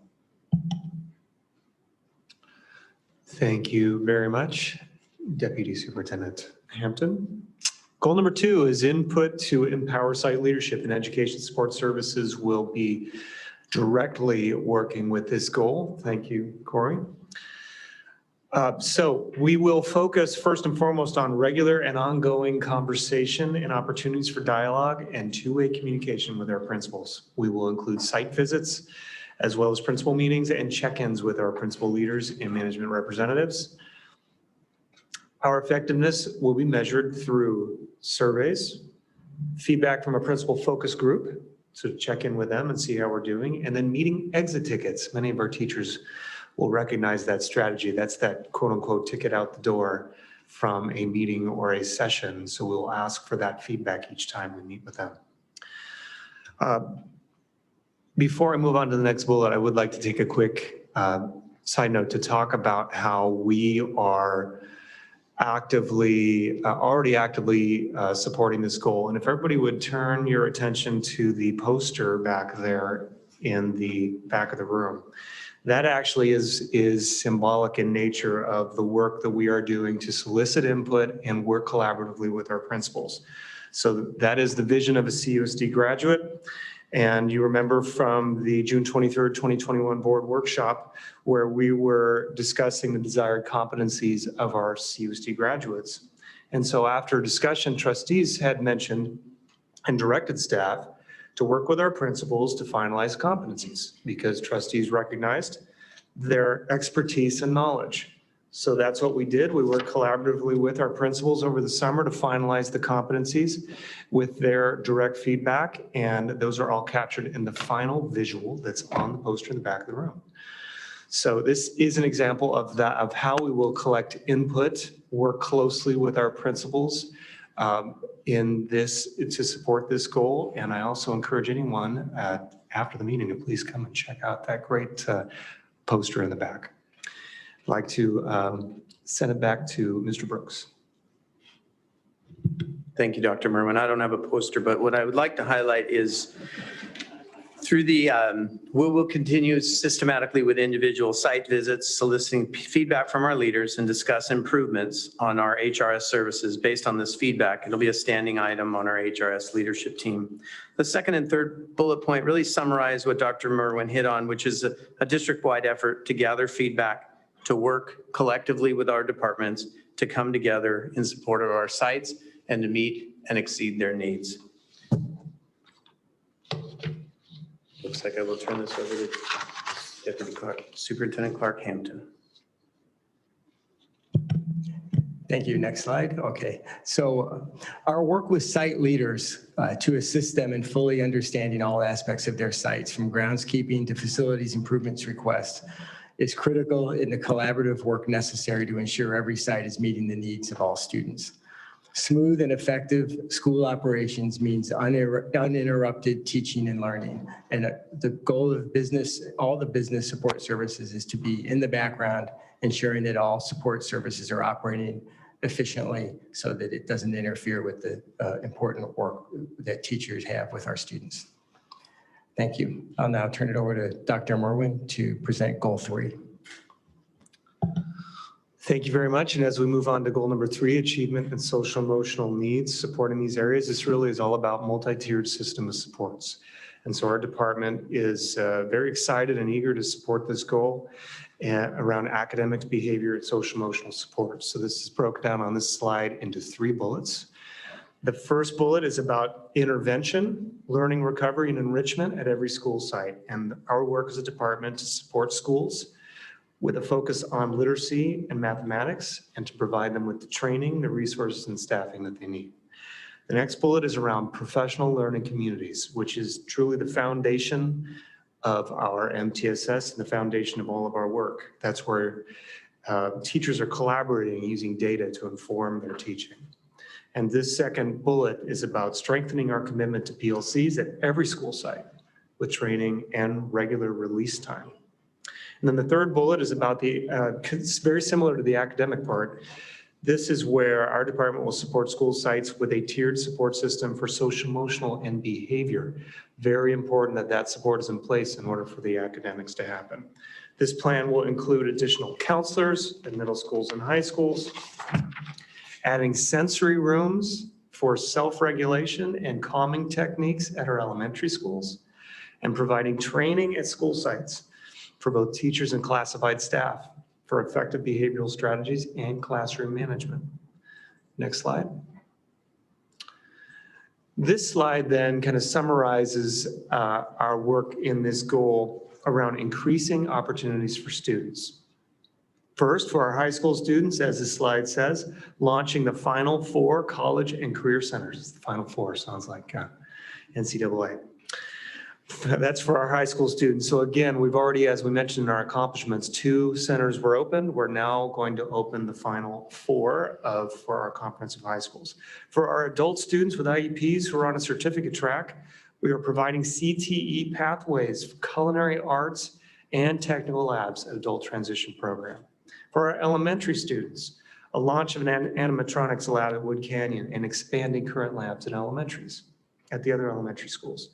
And then finally, for our elementary students with IEPs in the STEPS program, to expand the STEPS program into the northern part of the district, to shorten the time that our students are on the bus, and to keep them closer to their neighborhood schools and their communities. Next slide. And then this final slide just shows our two main metrics for state standardized tests: Smarter Balanced Assessment and Language Arts and Math. And you will note, this is not a typo, 22-23 is the academic goals. So this is a 2-year period that we're providing for trustees. This is a 2-year goal, and this is intentional to align it with the 2-year funding of the Expanded Learning Opportunities Grant. However, we understand it's not just waiting for 2 years to see how we did. We understand we need more detailed assessments underneath this, and those metrics are being built into every school's plan, unique plans. These metrics include using BIBLs, common formative assessments, and iReady for elementary, secondary, monitoring Ds and Fs, iReady for middle school, and common formative assessments. And then, of course, teachers use these in their professional learning communities, and principals will share progress with our assistant superintendents of leadership support at their site visits and their coaching sessions so that we can monitor progress along the way. This is how we will know we are on track in these areas. Mr. Brooks, you're up next. Thank you, Dr. Merwin. Under Human Resource Services, these goals focus on HRS's role in providing professional learning community training and coverage for release time.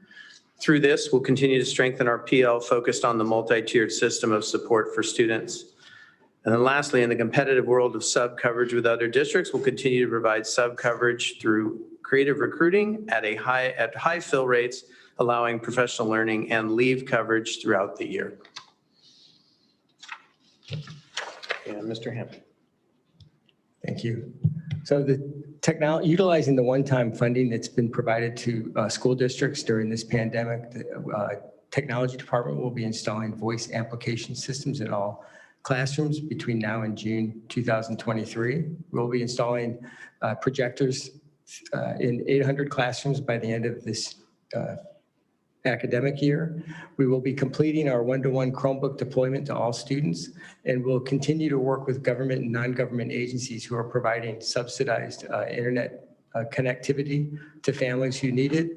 And we would like to revise this goal to say high bandwidth broadband internet resources so that we can help ensure that it's usable bandwidth for our families when they're connecting to their curriculum through their devices. And the Fiscal Service Department will continue their work with managing the one-time money, and also once the one-time money is gone, keeping an eye out for our future and what that means for our budget, and to monitor our expenditures and maintain compliance with state and federal regulations. Next slide. So if one is familiar with Maslow's hierarchy of needs, food and water always comes first. And our Food and Nutrition Services Department will continue their work to ensure all students have access to healthy food. And then shelter comes next after that. And we will continue our work with the Superintendent's Facility Finance Advisory Committee to seek funding for modernizing our school facilities.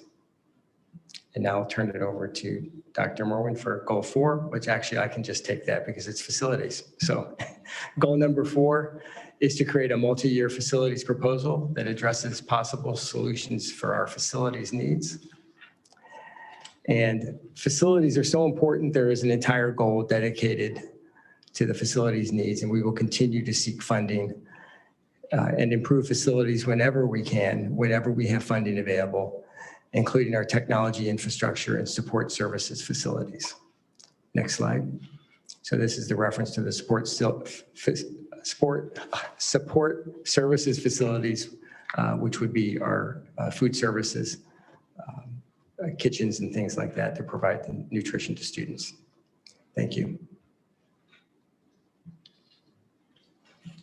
Next slide.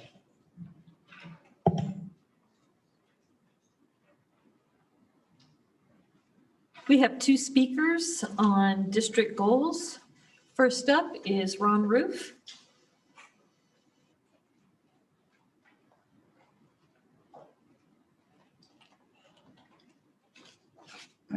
Nobody wiped me down before I got up here. That's okay. I can handle it. Thank you, Superintendent Butil, whatever your last name is now, Butil. Thank you. Sorry. And President Bolakas and Board of Trustees and new student representative. I won't pretend to pronounce your name because I've heard it pronounced many different ways tonight. I don't like to mess up people's names. My name is Ron Roof, and I'm proud chair of the Capo Unified School District's Facility and Finance Advisory Committee. I'd like to read the statement that I sent to you all out that our committee feels that is perfect and fits in this agenda item number 33, district goals number 4. As I sent you a note, it said the Facility and Finance Advisory Committee needs to make sure we have 100% backing for the Board of Trustees support and involvement when it comes to promoting any upcoming bond or bonds. We recommend that each trustee develop their own focus group like the superintendent has done in creating a Facility and Finance Advisory Committee. Their groups should consist of stakeholders, the trustees' election areas. We as dedicated members with extensive institutional knowledge and experience are willing to share expertise, but each trustee needs to develop their own focus group, or whatever they want to call it, to assist in passing any kind of bond or bonds. We can help, but we need to see 100% support and engagement from the Board of Trustees. The committee feels that if it isn't there, then with 100% buy-in by the Board of Trustees in supporting an upcoming bond, our Facility and Finance Committee is just spinning our wheels. Without this support, the committee must have to look for new members, as most of us feel that there'd be no reason to move forward at this time. This committee's stated purpose was to educate district stakeholders. And at this point, our committee fully understands that a bond is the only means to secure funds needed to modernize and repair district facilities. However, the failure of the last 2 bond campaigns was in part due to the fact that voters were simply not educated, lacked a clear understanding of the district's critical needs and how school facilities are financed. Trustee support and engagement now to begin the educational process is not only necessary, but would help ensure that our committee's past and possible future work will lead to the desired outcomes with the passage of a school bond in our 21st century schools. This statement came about during our June 24th members only meeting. I say members only because when we have our meetings, we have staff that come 4 times a year. Otherwise, it's just us alone by ourselves talking. At our June 24th meeting, members only, there were 11 members in attendance and all agreed 100% that if there's not 100% Board of Trustee support, you'll have to look for another members in our committee. As a background, on November 4th, 2016, Capo Unified School District announced, am I really that? Was that start at 1:31? I'm good, sorry. As a background, on November 4th, 2016, Capo Unified School District announced the formation of a Facilities and Finance Advisory Committee. The purpose of our committee is to serve as an administrative advisory committee to provide. Thank you for your time. I believe we do have to. I think, to be honest with you, I think it was, the clock started at 1:31. I reset it to 3 minutes, Oh, I believe, can I finish my? purview of the board. We really need to be fair to all speakers. If we give more that's time fine. to some than others, you know. Okay. No, but I'm speaking for a group. Just, I'm not speaking for myself. So that's the reason why.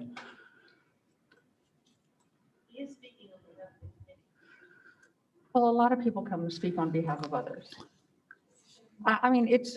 Yeah, the difference is this is a committee that we have put in place. Well, then we should agendize a discussion with them. Okay. Okay, thank you. Thank you, Ron. Michelle Plossel Campbell.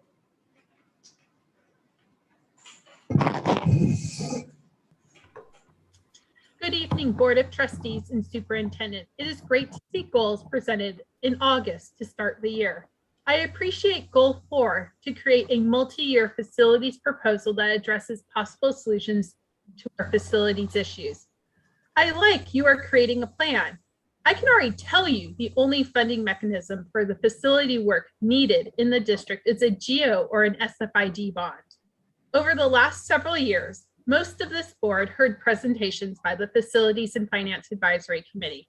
One thing the committee has been unified on is its need for a unanimous support for any bond measure by the board, not just a vote in the boardroom, but also in the groundwork to educate our communities and campaign for a bond.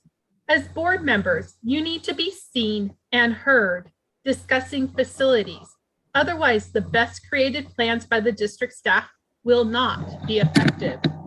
Please consider that as you move forward with adopting this goal. On a separate goal, can the poster Dr. Merwin referred to be shared out in CUSD Insider or on the district website? It'd be great for those of us who cannot be present in the boardroom because we have unvaccinated children to see it and see the goals and what we want and hope a CUSD graduate represents. Thank you.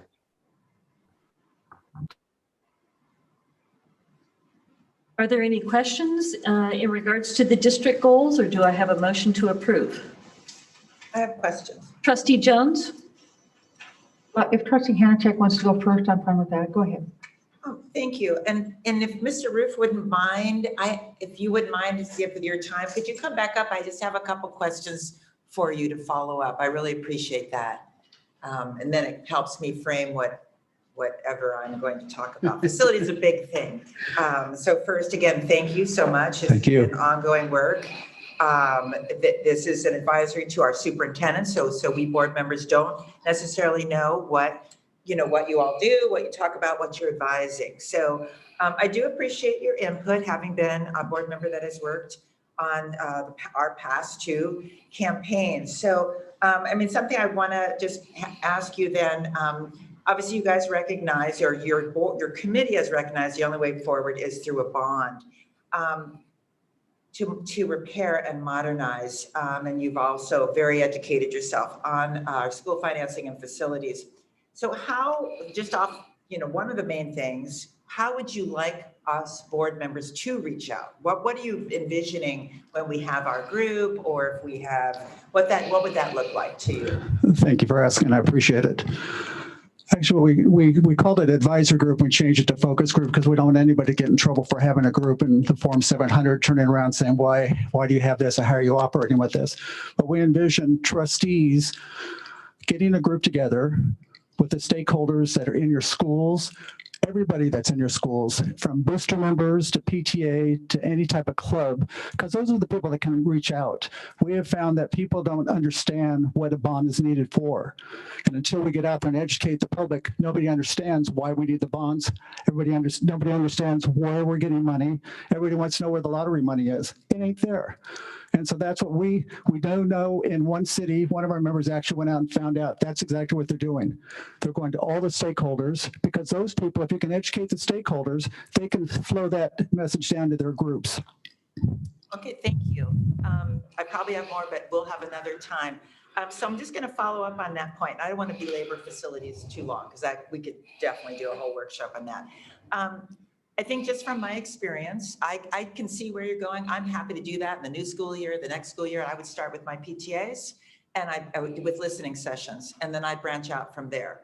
And then once I have a better feel of what my community, as far as the student and parent community, what their concerns are, then I can be more empowered myself to go to our chambers, our Rotarians, and even our city councils.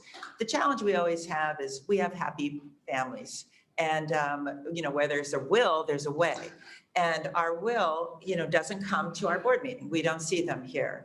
A couple examples, though, just for us we got to think a little bit bigger, too, about this and later down the road. A couple of our areas, we had board members that were 24/7. We had done all of that information, and everybody shook their head. I'll just use San Clemente as an example. Trustee Holloway is not here, but she was indefatigable. She utilized her own personal relationships and power and experience with the city. Her husband too is a highly placed individual in San Clemente. She, I would say 24/7, 7 days a week. She did get commitments from highly placed folks. I can't see someone doing more, well, I agree. There could be more, but it failed. So this is something for us to think about, however we're doing it. We've got to think maybe what and where the root causes are and things like that. So I just want to tell you, I appreciate your time. And bringing that up is something, I can't speak for my other board members of what they're interested in doing. I can say that anybody that gets on the school board, even if you are totally opposed to certain things ideologically, once you understand what you're talking about, truly how California operates and the state of our schools, every single one of us is like the last time was 7-0 voting forward. So thank you. I have other questions on other items, but I'll yield the floor on facilities if someone has. Thank you. Trustee Jones? Oh, I thought you had raised your hand. Yes, but not on facilities. I mean, I want to talk about some other things here. And in terms of goals.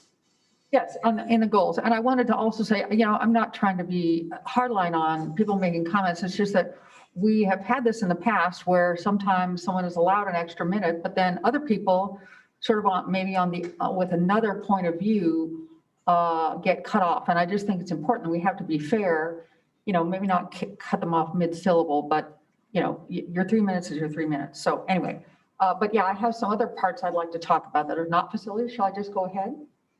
If it has to do with agenda item 33 goals, yeah, it's your purview then. So I wanted to talk about technology, and I like the idea of a technology advisory committee.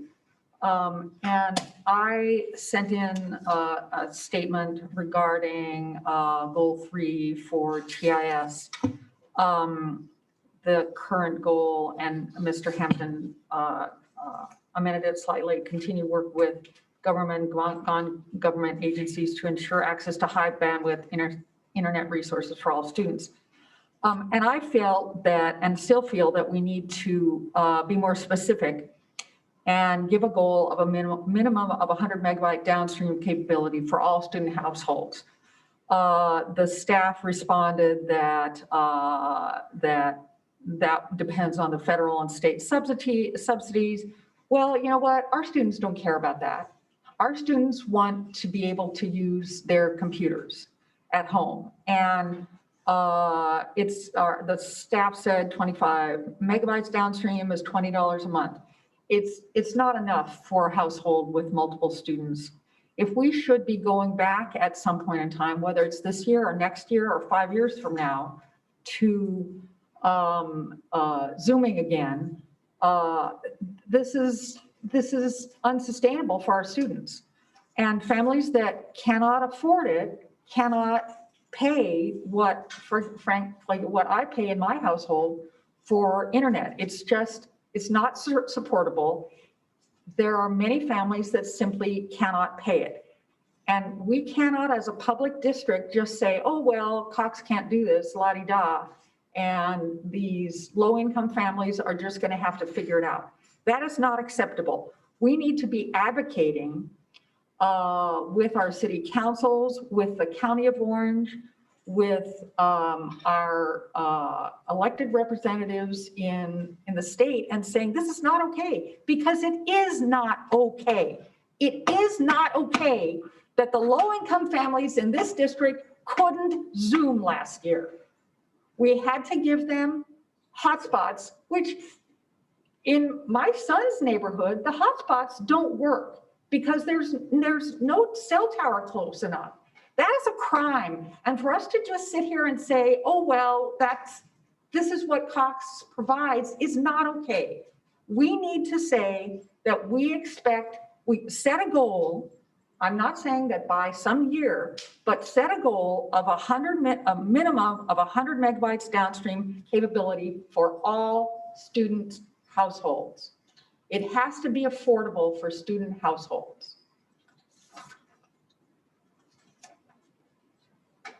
I'm sorry, I'm just not going to accept anything other than that in these goals. Do any of my fellow trustees disagree with that?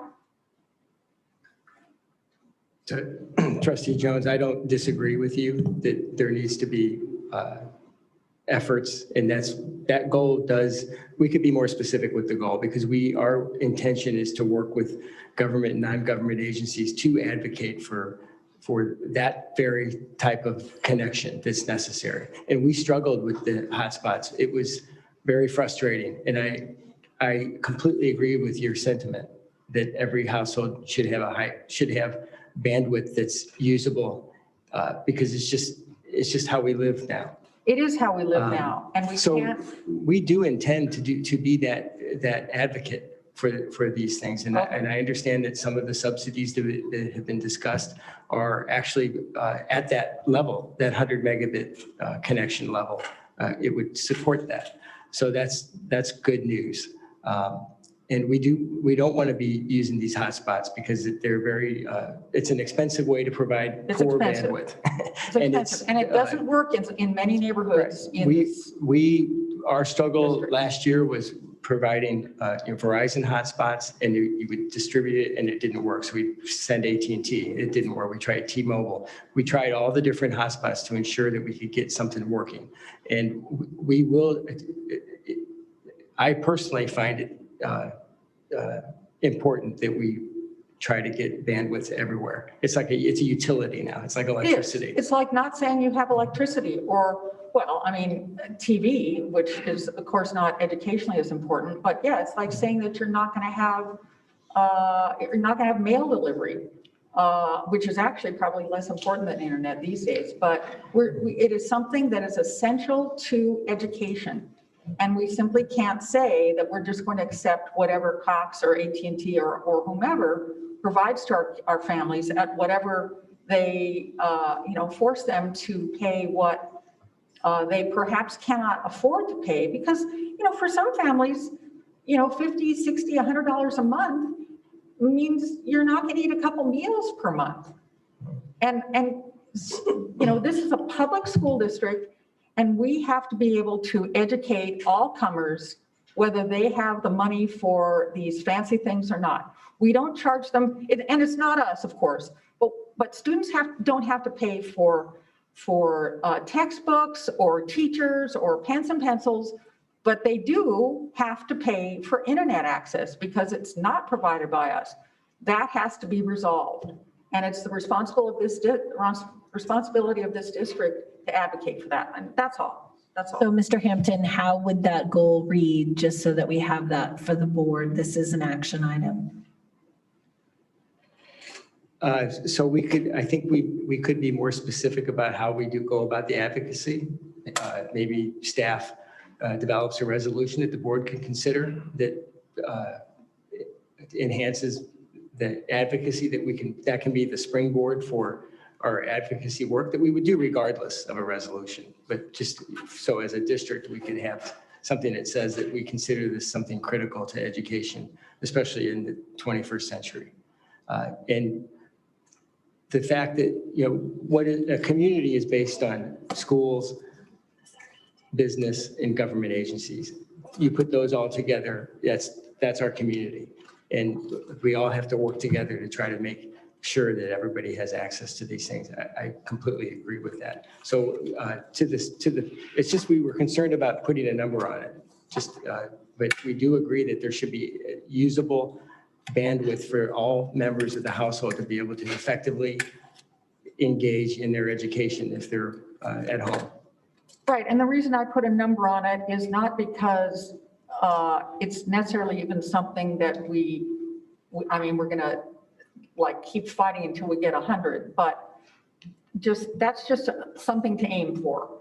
That what we have now, whatever it is all over the district, whatever the minimums are not acceptable, and this is our goal. It's just, this is what we're gonna aim for. So maybe we say high bandwidth internet connection targeting a 100 megabit connection per household or something along those lines. Oh, downstream, yeah, because upstream is always gonna be 100 less. megabit download Yeah. speed. Yeah. It's, and if somebody wanted to say 50 or 60 or 80, I'm fine with that too. It's just that I think we need a target because we need to be advocating with governmental agencies for something. And we can't just say, oh, it's gotta be good. We all throughout these goals, we've got numbers we're aiming for. We've got our SBAC numbers. We've got all these things we're aiming for. This needs to have a specific goal as well.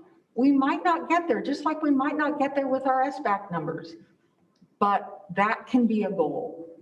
So we could add the same language then followed with targeting a 100 megabit down. Yeah, and I mean, I would certainly talk about another number, but I think we need a specific number because we need to be able to say to our cities that, you know, this is a goal we have, not just it needs to be better or it needs to be good. We're not ever willing to say, oh, we want our student scores to be better or we want our student scores to be good. We never say that. We're going to reduce, you know, suspensions by this percentage. We have numbers all over the place. We got to have a number here as well. Trustee Jones, do you have a recommendation of a particular number so that you would approve this strategy this evening? I'm suggesting 100, but again, I don't care as long as it's not just, you know, as long as it's specific. So would the goal on page, I think this is 21 and 26, say, continue to work with government and non-government agencies to ensure 100 megabit access to broadband internet? No, I set a goal of a minimum of 100 megabyte downstream capability for all student households. Again, different number is okay with me, but I think we need a number. And, you know, the reason we talk about a downstream is because that's what you get in. Like, well, for example, if you're watching a movie or something like that, you need a high bandwidth there. But then upstream is what you're sending, and that's generally email. You know, unless you are running an ISP out of your home, you don't need a big upstream access. You need downstream. You need it to come to you quickly. Otherwise, you get all this lagging. And this is why we had kids who couldn't use Zoom in the last because they didn't have downstream. Zoom is kind of complicated because it's down and upstream, but at least a kid, if they've got downstream, high downstream bandwidth, they can be listening even if they can't be saying anything. We're targeting 100 megabit connection. Let's target that. And I support that 100 megabit downstream, targeting that. You know, we understand what target is. We're not, you know, I mean, and give you some grace and leeway to get there, but I totally support that. I'm happy to. Yeah, that would be great. I think I was going to struggle with the word targeting, but I think that sounds good. So 100 megabit downstream thing. Good. You're good? So we can move that one? Yeah, Colleen captured it. So Okay, we will, perfect. when we take action, we'll read that into the record. And then I just had a couple other questions before I let this, we definitely need to move on. I had something about the MTSS person because I just visited a school and my favorite kindergarten teacher, where'd she go? She's now the MTSS person. So I'll just ask you more about that. CTE, I know you don't need to put it in as your goal, but I just saw that Anaheim Union High School is now offering full certifications in Google, which you know how competitive I am. My head spun off my shoulders. So hopefully we can look at something like that. And then with HR, you don't have to add it, but I think it's known that we are always searching for diversity in hiring. So any way that we can do outreach or looking at that, if possible, that you can incorporate into that work would be greatly appreciated. Looking for capturing those candidates that maybe don't look at us, right? They're amazing, but they don't bother to stop here, and we're losing out. So that would be really helpful. And then maybe this is for the superintendent. So I'm looking at all of this is amazing. This is very aggressive. There's a lot of things here. Some of it's measurable, but not all of it is. A lot of it is kind of the district culture and climate. So we're maybe at the 6-month mark or something, will we bring each one of these points back, you know, ongoing or accomplished, or I'm kind of like, now it's all put out there, but I want to follow up, you know, and make sure that all this great intentional work that you have put out to us, that we do get updated. And I'm always happy if you need to redirect. I'm always for that too. We kind of did that type of thing around our reimagining schools, right? We've kind of let that go. So I just want to maybe, however you proceed, to give staff opportunity, 4 months, 6 months, next year. And I like this format. So I'd love to see like under each one, you know, you don't need to reinvent the wheel here. This way I can understand what I heard here today and then where you are with it, if that makes sense to We're me. happy to bring back a mid-year reflection on where we are on these goals. That'd be great, because I'm excited about them. I think it's going to be really fantastic. So thank you for the amazing work. And thank you again for the Facilities and Finance Committee. You have been a go-to for so many things. Thank you so much. Trustee Castellanos? Yeah, just a couple of comments about some of the goals. The text messaging has changed my life as a teacher. It's a game changer for me. So, I mean, I can't even say how many times I communicate with parents throughout the day and then in the evening. So it's important. I know we're piloting it, but I would love to see it throughout the district. I know it has an expense to it, but truly, if we want transparency and communication with our parents, I think that's where we're moving towards is text messaging. The emails coming in are just overwhelming. And if you have multiple children, as you know, you have different sites with 14-page emails that are coming in, and it's just, you can't keep up. So I'm obviously calling some parents saying what's going on, and I'm supposed to be in the know, and I can't keep up sometimes with the school news. So texting has changed my life as a teacher. And then the other goal where we talked about, I think it was food and nutritional services, or I'll get to it here. Just the thought of student menu planning committee, or maybe the thought of diversifying our meals, creating some diversity within our food. I know in our district, we offer a lot of meals that actually are important to the Hispanic community. And so they come to school and they're familiar because we serve things that they're familiar with at home. So also offering different types of foods instead of just, the generic pizza, hot dog, hamburger, but diversifying our meals. And maybe students will come up with some of those ideas and asking those groups what they would like to see in their cafeterias, I think is important. Thank you for that. We'll also share, I'll have food services put together an information item for the board to share their current menu items we do have. Great. I appreciate Trustee Jones talking about internet. I mean, obviously it was a issue that we never thought we would, be going through a pandemic and then having to teach out of my house to children in their houses and trying to get information to them. But the internet was truly the problem, right? When students don't have access.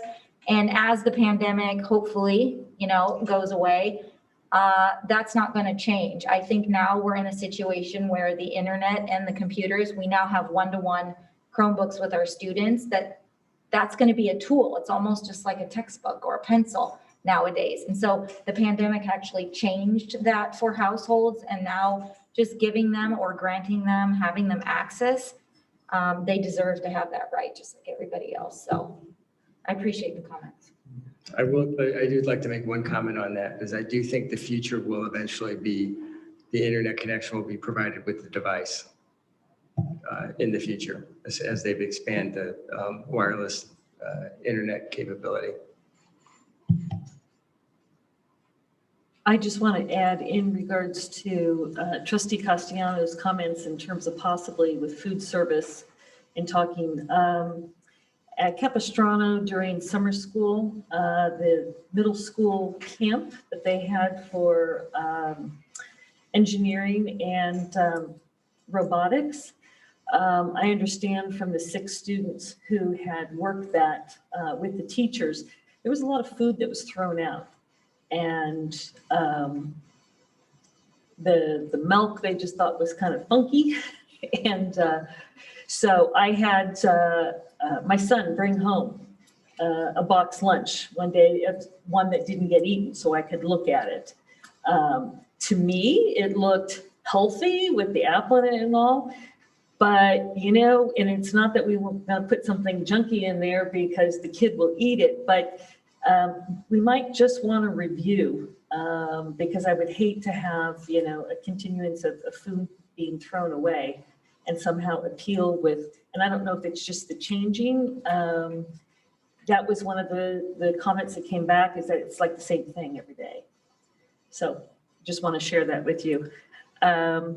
And I just had an experience this morning in participating in a city where we were trying to coordinate on Zoom and in-person interviews, and some people weren't getting connected. And so the coordinator was emailing, and then there was emailing coming back. And then when she texted, boom, everybody came up.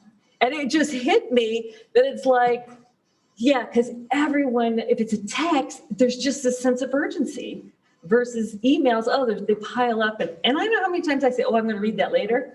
I never go back to it.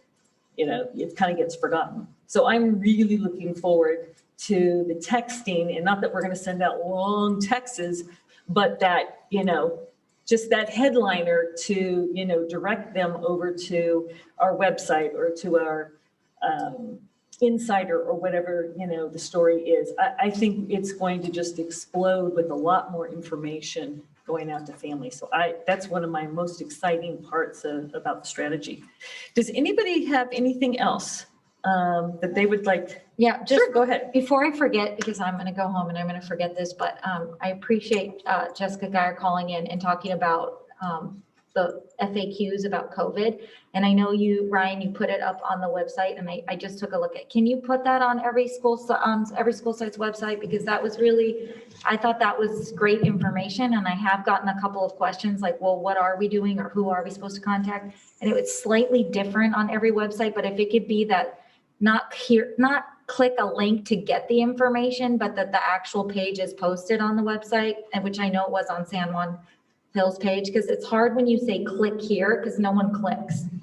Yeah, it was so we changed the headline yesterday. So before it just said back to school, and we realized parents did not know what was in that link.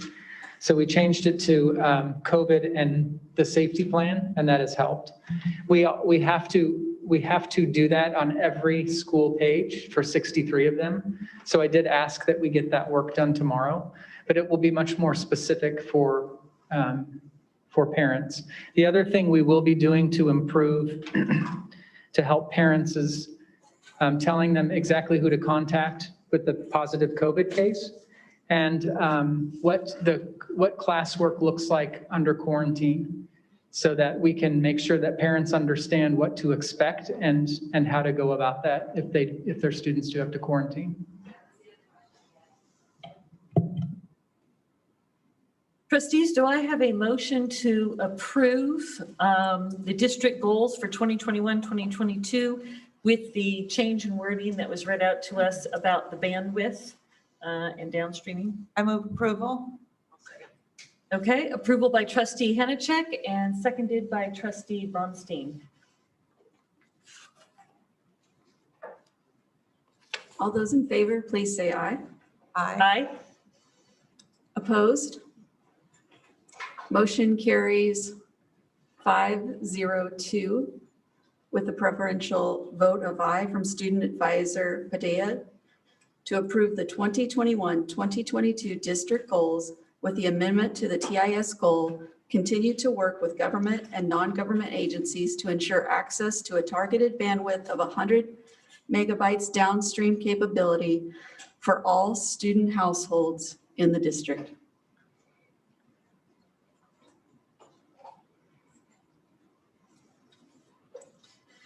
Okay, and a good segue to communications goals and strategies with a little more depth. I'd like to recognize Brian Burris, our Chief Communications Officer, to present this item.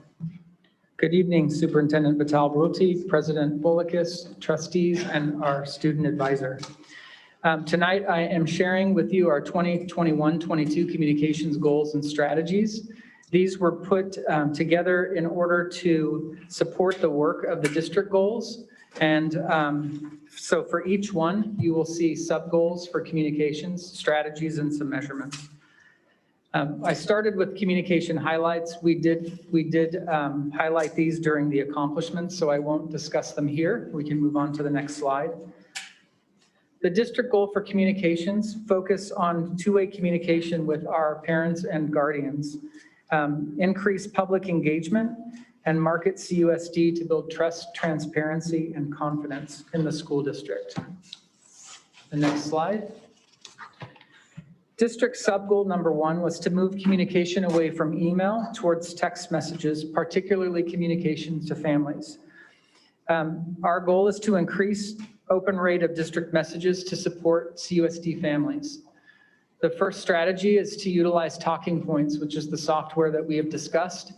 It will be piloted beginning after Labor Day in 5 schools: Capistrano Valley High School, Carl Henke, Newhart, Viejo, and Bathgate. We'll be piloting it with 4,837 students and their families. We do believe this will increase the engagement and the two-way communication with families, because we will also be sending this information in their preferred home language. The second strategy is to send text messages to families utilizing a headline, as President Bullock mentioned, and a link to more information. So I think for all of us, the amount of email that we receive piles up, and it is not often, especially on my personal email, that I get in there and look through them. Text messages come through. They are much more readily accessible. We can provide quick information to families, and then provide a headline which would link them to the website or to CUSD Insider for more information. And then the measure for this is we want to build at least 20% increase in CUSD Insider page views from 205,000 to 240,000. And I think 20% is low, because using Talking Points or a software like this will give us direct access to families to link to information, especially to our Insider page, which I would think would increase the viewership substantially. So this goal, as we pilot and then everything else, we wanted to pick something that was a 20% increase, just in case there are things outside of our current perspective that we aren't anticipating. But I will tell you, just in the last 2 days, we've seen about 27,000 views on CUSD Insider. So I do have a very, very big stretch goal in my head for that this year, and that will be what we're working on. Next slide. District sub-goal 2 was to improve communication to families with a home language other than English. Our goal is to increase engagement with families using their preferred language, and as we discussed in the previous goal, using Talking Points software in order to do that work from school sites and from the district office, from communications. Translate Board of Trustee agenda items that have district-wide impact for students and families. Translate CUSD Insider stories and share them on a Spanish language Facebook page. And then begin participating in district English learner advisory committees and bilingual community liaison meetings. We want to increase translation of CUSD Insider articles from 0 currently to 44 this school year. Increase translation of board agenda items from 0 to at least 12. And then increase participation in the bilingual community liaison meetings and the district English learner advisory committee meetings from 0 currently to at least 7. This work will be supported through the translators of our district, and we are currently in the process of hiring a bilingual staff secretary for the communications office. We also believe this work supports specifically the goals in our LCAP to increase engagement and to engage with those families. For sub-goal 3, provide training to ensure all communications are geared to their intended audience, acknowledge when mistakes are made, and correct when appropriate. One of the great things that is so helpful to us is the feedback and the participation that we get from our CUC PTSA meetings, and then collaborating with CUC PTSA leadership. Even just getting phone calls about what they're hearing in the community and giving us ideas on how to improve the way that we're communicating. We also want to attend CUSD Community Advisory Committee meetings to seek feedback and input. Attend school site PTA meetings to seek feedback. We know that we see our PTA principals or our presidents at least once a month, but engaging in the PTA meetings at school sites gives us more access to parents that we don't see on a monthly basis. And then finally, sharing draft messaging when appropriate with CUEA, CSEA, and Teamsters to collaborate and to work on messages as needed. Our goal is to provide professional development opportunities to extended cabinet and principals, provide 2 training opportunities for extended cabinet and principals, and also to review district communication for audiences and forecasting concerns. The next slide. District sub-goal 4 is to create better systems to anticipate and prepare for community response to agenda items, really to have foresight on some of the things that we'll be discussing in the future and be able to proactively prepare communication and other means to talk with families ahead of time. Our strategy, participate in agenda planning meetings with executive leadership. This is something that we started doing this school year, or maybe even the last one, going over the agendas ahead of time and discussing those as an executive cabinet. Create board agenda topic map, which is something that we're currently in the process of developing that would allow us to timeline out in a school year what agenda items will be coming and be able to prepare. Also provide training to extended cabinet and principals on communication and foresight. This is great work that I know that our principals and leadership do, but there's always room for us to improve what we're doing to ensure that we are sending out messages that are met with understanding and clarity. We want to participate in at least 12 board agenda planning meetings, provide 2 training and development opportunities for executive cabinet, and finalize and share a digital crisis management toolkit with principals and district leadership. Next slide. Sub-goal 5 is to provide frequent public communication about one-time COVID funds are being used. We want to ensure that our families and stakeholders understand the budget and use of COVID funds. So we have already begun actually distributing communication to families during Welcome Back. We have COVID funds scripted in the letter that we sent to families this week and even in the superintendent's comments this evening. We've also put that information up on social media. Develop stories on the use of the funds and share via text to families, pitch stories to the news media and support development of stories to a wider audience. We want to develop 10 message points, which, like I said, many of you have already heard, on an investment in COVID funds in support of students to use in video and written communication, and publish 20 stories highlighting the investment of COVID funds to support our students. Sub-goal 6 speaks directly to the website, and the feedback that we've received is that parents want a website where they can find the information easily and that it is not cluttered and full of stuff that they're not looking for. So our goal is to build a new website to better serve our community. We are partnering currently with Technology and Information Services to vet possible companies to help us build and launch the new website, identify the company and create a timeline for the website launch, collaborate with school sites and district departments to review individual websites to help audit information and remove what's unnecessary, and then identify a plan to map the new site. Our goal at this point is to develop and launch the new website by May of 2022. And finally, District Sub-Goal 7 is to re-examine the tools and design techniques used for surveys to get accurate results.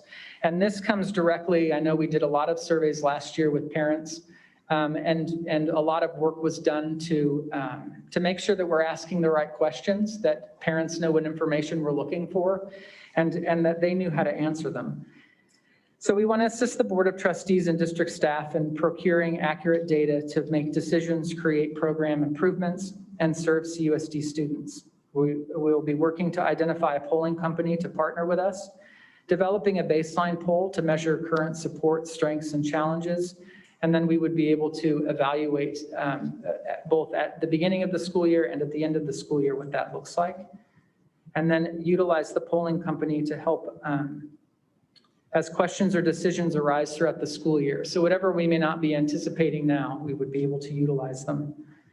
Conduct a family satisfaction poll at the beginning and end of the school year, And the other measure would be to provide training to appropriate extended cabinet members to develop in-house expertise on the creation of surveys. Our next steps after tonight, after our Board of Trustees approve these strategies and goals, we will work to create a project management plan and it's sort of like an editorial calendar so that we can map out for the school year where the advertisements will go, where the CUSD insider articles will go, and all of the other work that communication does to push information out to our community. And with that, I open it up for questions.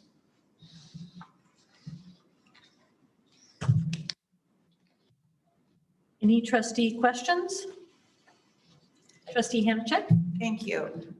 Thank you, Ryan. Really comprehensive report. Obviously, for our school district, we've always been challenged. And of course, there was a time that we had nobody in communication. So this is kind of a new frontier for us. Couple things I think I'd want to know too. Polling is great, just for our little exposure with polling. I just always question how scientific and really is it giving you the pulse? And of course, there's a cost component to it. So I'll just kind of want to check back in with you on that. Topic of foresight. Obviously, it's the whole industry. You can get your graduate degree, a PhD on foresight. So can you just briefly tell us, I know what some individual schools do. Like I had fun today on Twitter, taking the Orange County Register and kind of trash talking about they predicted Santa Margarita would beat the Stallions and so on and so forth. So, I mean, this is instant, but I'm sitting there at home on my lunchtime doing that. So CUSD Insider is great. It actually is a very nice, appropriate product for what we put out for a school district. And some of our schools are really adept. Miss Smalley left us, but she was a master at promoting the Stallions. Our athletic director does a great job, Mr. Hamro, at San Clemente High School. So I guess what I want to know is, and then some school districts, the superintendent has that Facebook present or Twitter, and tweets out things. So what are we kind of doing on that part? Or maybe that is just some fluff that is extra. But I know I do depend upon that for instant information. That's where I find out instantly on Twitter what my schools are doing and maybe Facebook, but rarely, and what shows I can go see, what games are coming on, and so on and so forth. So what are we doing that way? And I know it takes manpower. Yeah, it does. And I know that each school does it differently. And some, as you said, do it very, very well. And some of it, there isn't an expertise there or necessarily an understanding of how it works. So that is a challenge. I believe that Dr. Merwin has a goal that is specific towards social media to help with the principals this year and support that work. So I know that we can even build that into some of the training that we're doing as we sit with principals to help them understand the usefulness of social media and how parents and students look there to get information, and then support them ongoing. And on that, can I ask our student, from a student perspective, is there anything that we put out that you access, that you look at? What do you go to for your information of what's happening at school? Honestly, I would say Instagram is like what so many students use. Okay, just that's it for everything. So yeah, I would say Instagram for the most part. I don't think like me being a student, friends, like other students that I'm in like class with, like we're all glued to our phones, we're all glued to Instagram. So I think like a strong Instagram presence would be like amazing and super helpful. So for each school, when they're looking at their social media things, really maybe if you have to choose one, then make sure that it's a strong Instagram with all the information there. And some of them do. I'm on Instagram too. And then for actual information, maybe that's not. But if you wanted to know what's happening at CUSD now, you might need to now. Sorry, you're on the board. And don't go to our website because they're going to change that because you'll get lost there. So again, if we had maybe more Instagram posts or things like that. Okay, all right, thank you. Instagram is definitely growing. We saw it, I think, 215 more followers the last 2 days, and we do see more students there. Facebook is still a place where there's more parents than students. But ultimately, I think for us, it's leading people through text to those places in order to get more information. I think on that note, we would all probably agree, there are just those who are savvy at it. You know, I know in my area 7, I've got 3 principals that are real standouts. You know, Capo Valley High School, John has got just this incredible eye for graphics. And then the PTSA works with him, and they're on his Instagram. And the students I see are on it because I can tell by the photos that are posted.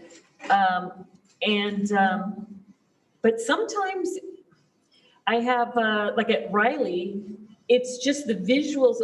She does email, but there's so many visuals, and it's the messaging points that what I would say is what we should hone in on is the teachers the principals who would like that this isn't their thing, and they would like a little bit of coaching that we could share with those who, you know, have very limited visibility. And if we can kind of, you know, give them the comfort level, give them the tools of, you know, how easy it is, bringing that up would just extend an immediate way of getting more access. I mean, I know we also like some sort of consistency and messaging, and, you know, there's some lessons of do's and don'ts.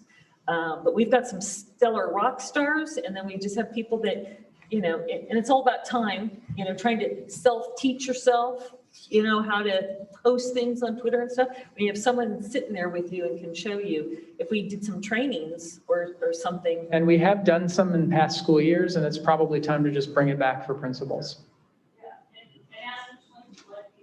Yeah. Even just some kind of top 10 do's and don'ts, I think would be helpful. There was a post, an Instagram post this week that I'm not going to describe, but you may know of it, that then had to be taken down because it became quite controversial. And that probably describes at least 5 of our schools. You know, I happen to know of one. And really, I mean, there was a definite don't that could have been recognized that no, this was not a good idea. Yeah, and I do think that it's a little bit more problematic right now with different rules and regulations coming from Cal OSHA and CDPH and others. So it is confusing to the community members who don't understand all of the way that they layer and the rules when this and that. So yes, we should be more careful about that as we post and as we share. Even if it's just a matter of explaining, then that would be helpful. Just another caveat, and I'm so big on this, you hear me talk about the schools, the family schools. And so when there is the gathering in terms of principals, what I love is when I see that my middle school or my elementary schools are advertising what is at their high school and vice versa, that they're helping one another, because there are families that maybe won't catch something on the high school, but because they're focused in on their elementary student, they'll catch it there.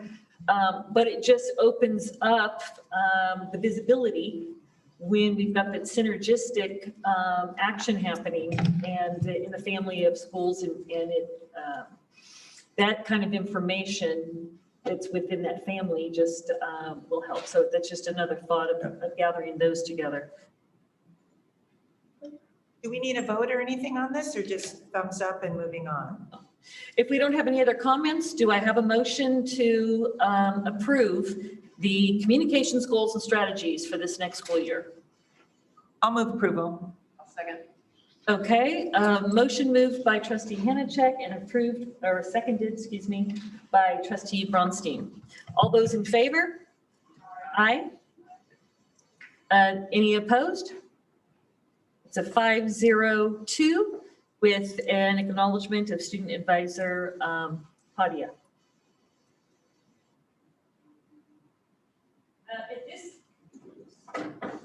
At this time, we are going to break for 5 minutes for a personal preference break.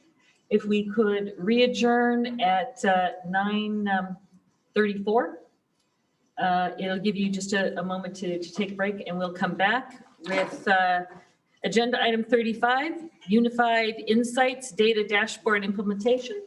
Thank you.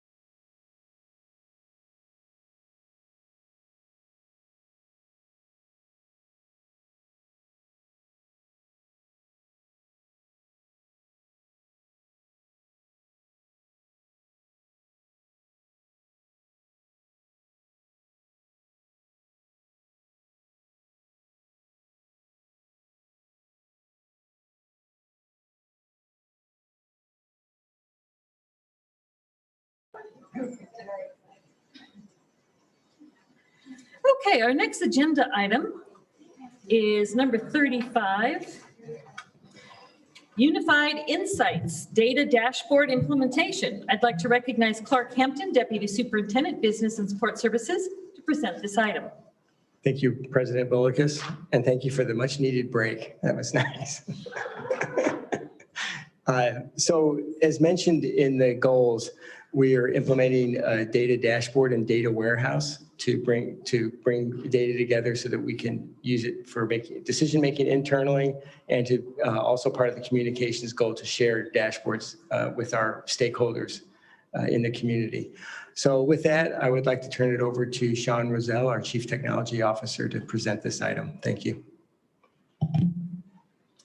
Thank you, President Bolkus and trustees, for the opportunity to talk to you tonight about our data dashboard and data warehouse project. Next slide, please, Corey.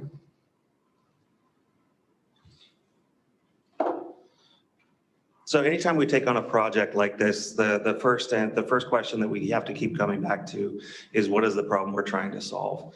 And really the problem is, or what we're trying to get to, is making data-driven decision-making more effective. We have lots of data about our students, programs, everything, but it's tied up in different specialized systems that each give you a small piece of the whole picture, much like a jigsaw puzzle. The idea for this project is to get usable data into the hands of people who need it, take those plenty of data sources and get it all onto one pane of glass and kind of put that jigsaw puzzle together for folks. And really getting the ability to disaggregate data in order to better understand the story behind a particular data point is a big part of this product as well. And sorry, there we go. The goal for this system is twofold. First is to provide a data warehouse for analyzing and aggregating large amounts of data in a simple, meaningful way to make informed decisions to improve the outcomes for our students. And then the second is to provide high-level data dashboards for sharing important information with key stakeholders and stakeholder groups. The implementation of this new system is in progress right now. The first step is not so exciting, but it's critical. It's to ensure data security. Anytime we implement a new system, data privacy and protection is paramount. That step is largely complete, but it is of course ongoing. And the next step is to ensure data integrity, making sure that what we think we're seeing is actually accurate. Next slide, please, Corey.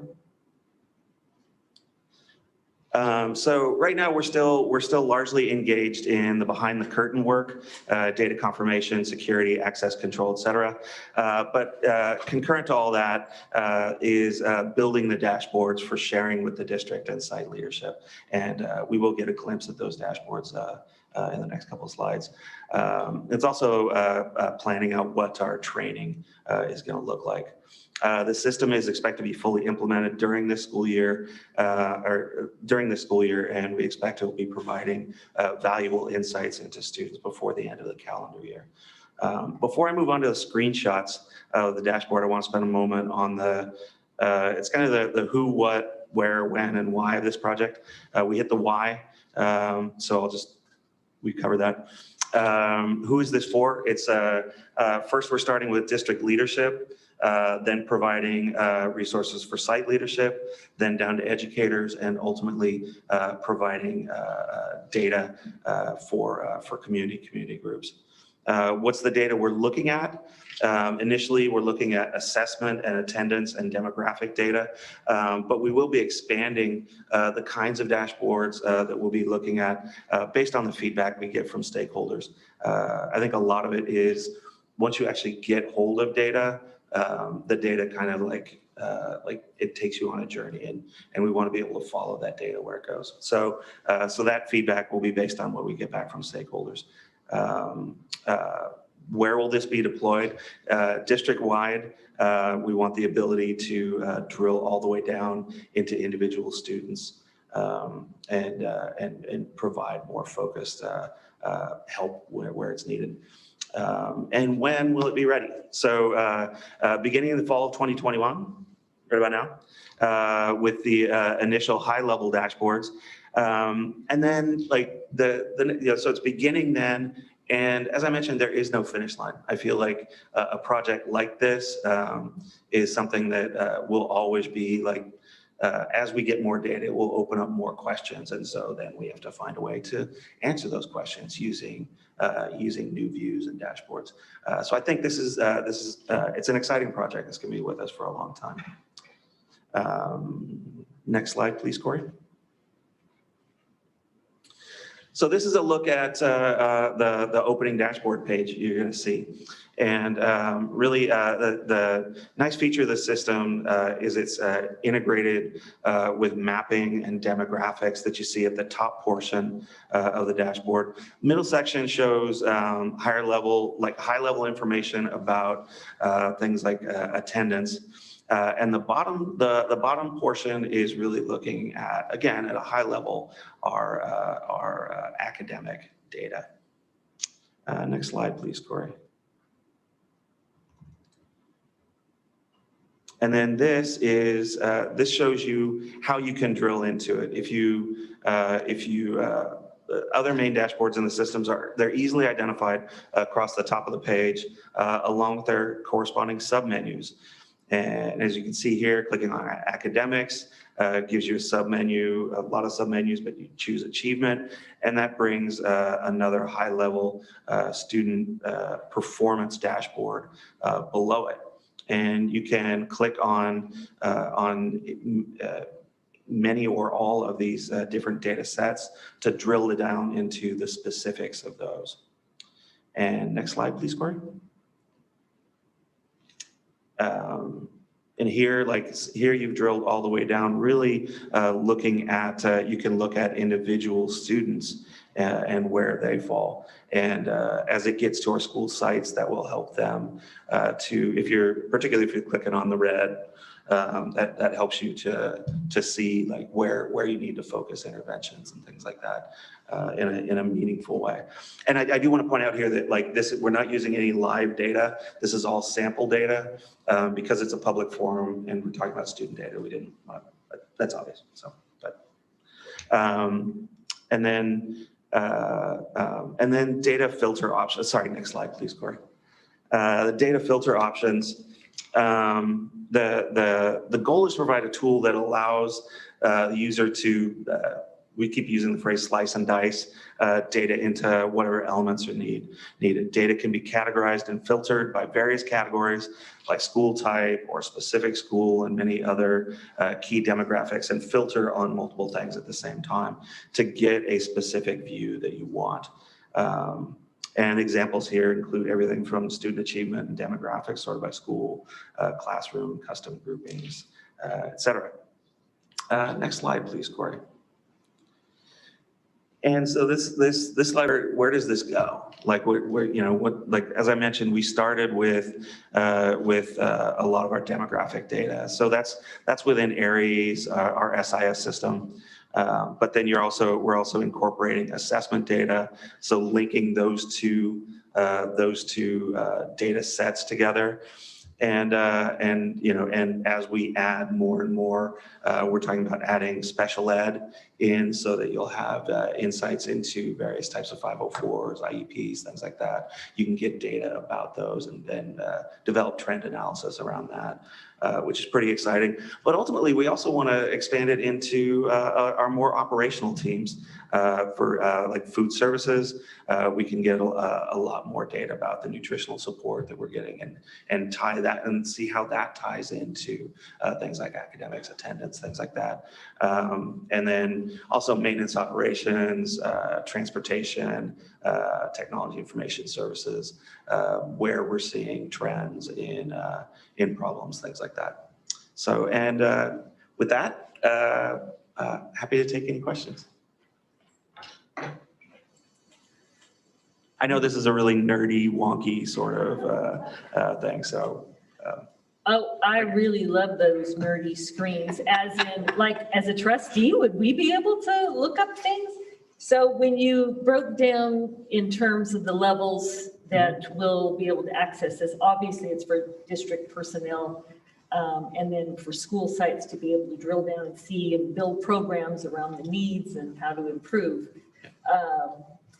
But if the trustee wanted to access some kind of information, is that something that we'll be able to submit and ask for a report? Yes. Or how do you see this information being, shared with us? So the great thing about this system is that it's a common view into our data. So district leadership, superintendent, for example, working with trustees can look at information at a high level.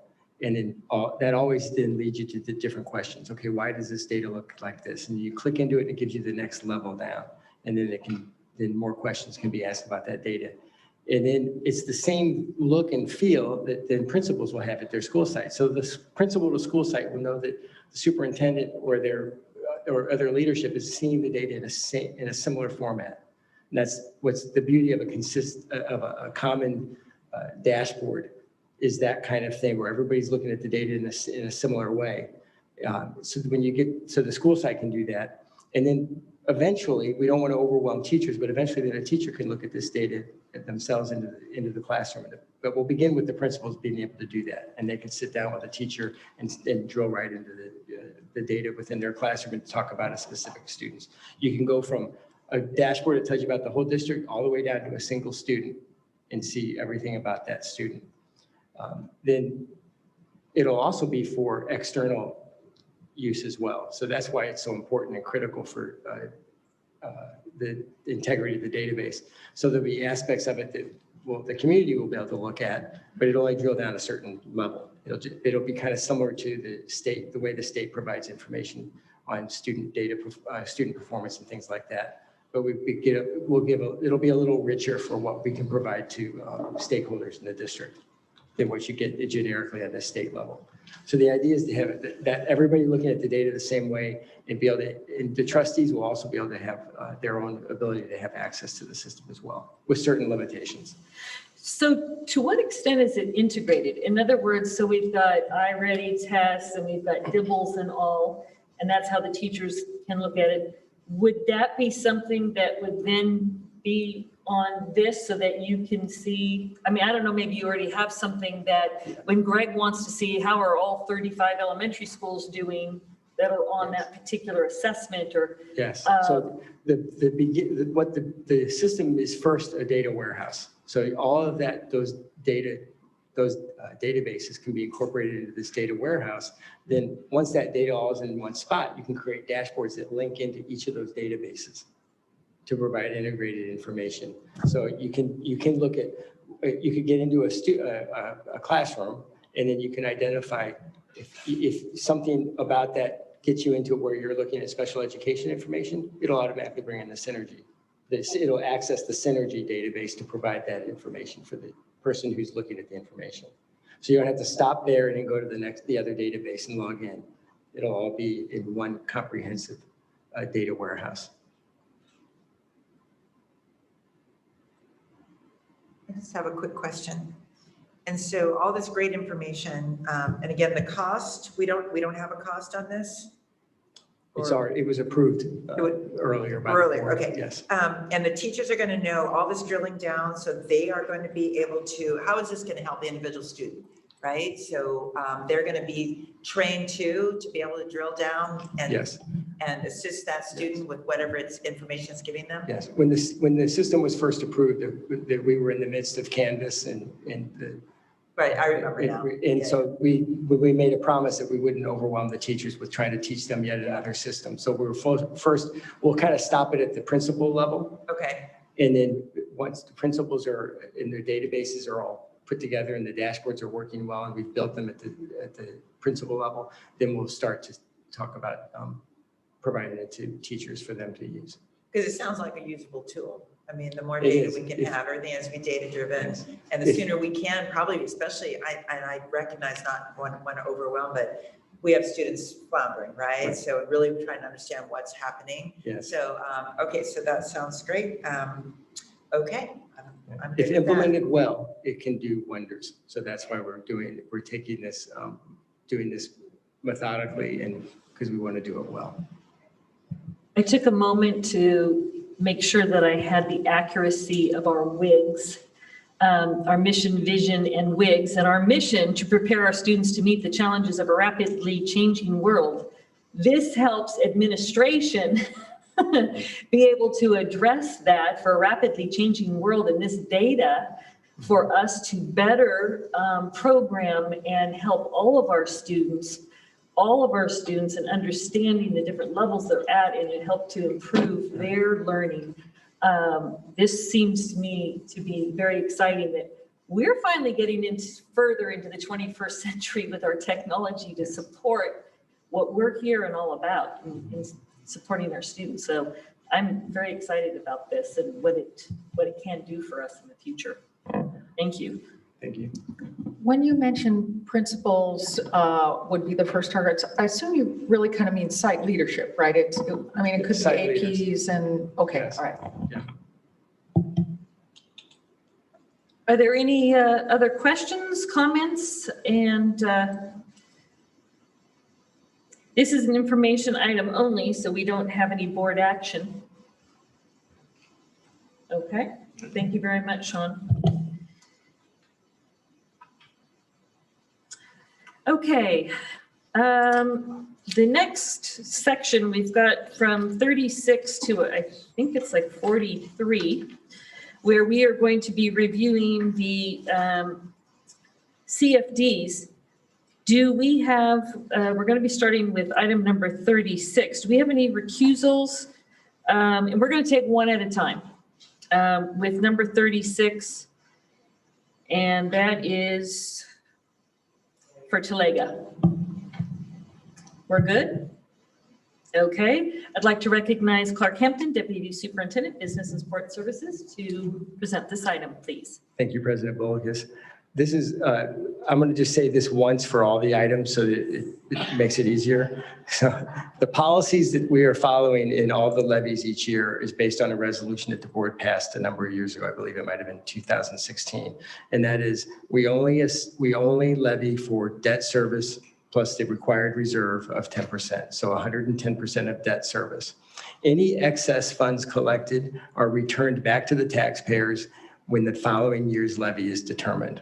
So no funds that are collected go to the school district. They just go to debt service and of course administration for the actual CFDs.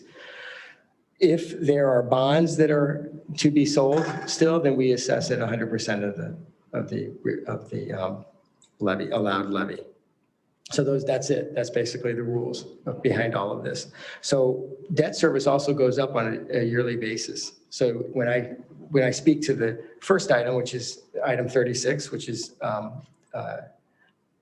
Talega 90-2, the average levy is going up 2.82% for the following year.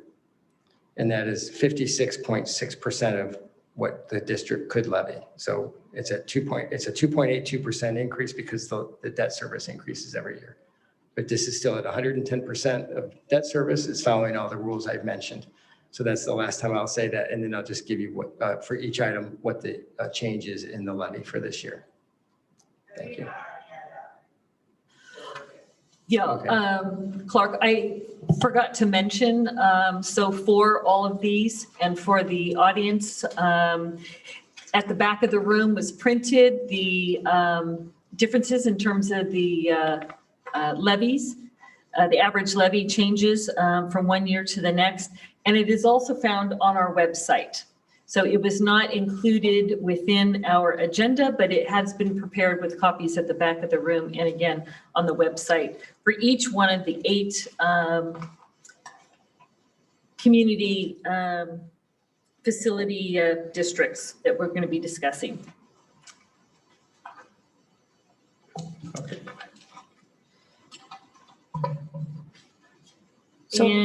So are there any questions on this one? Because then we're going to be voting as we go through each one.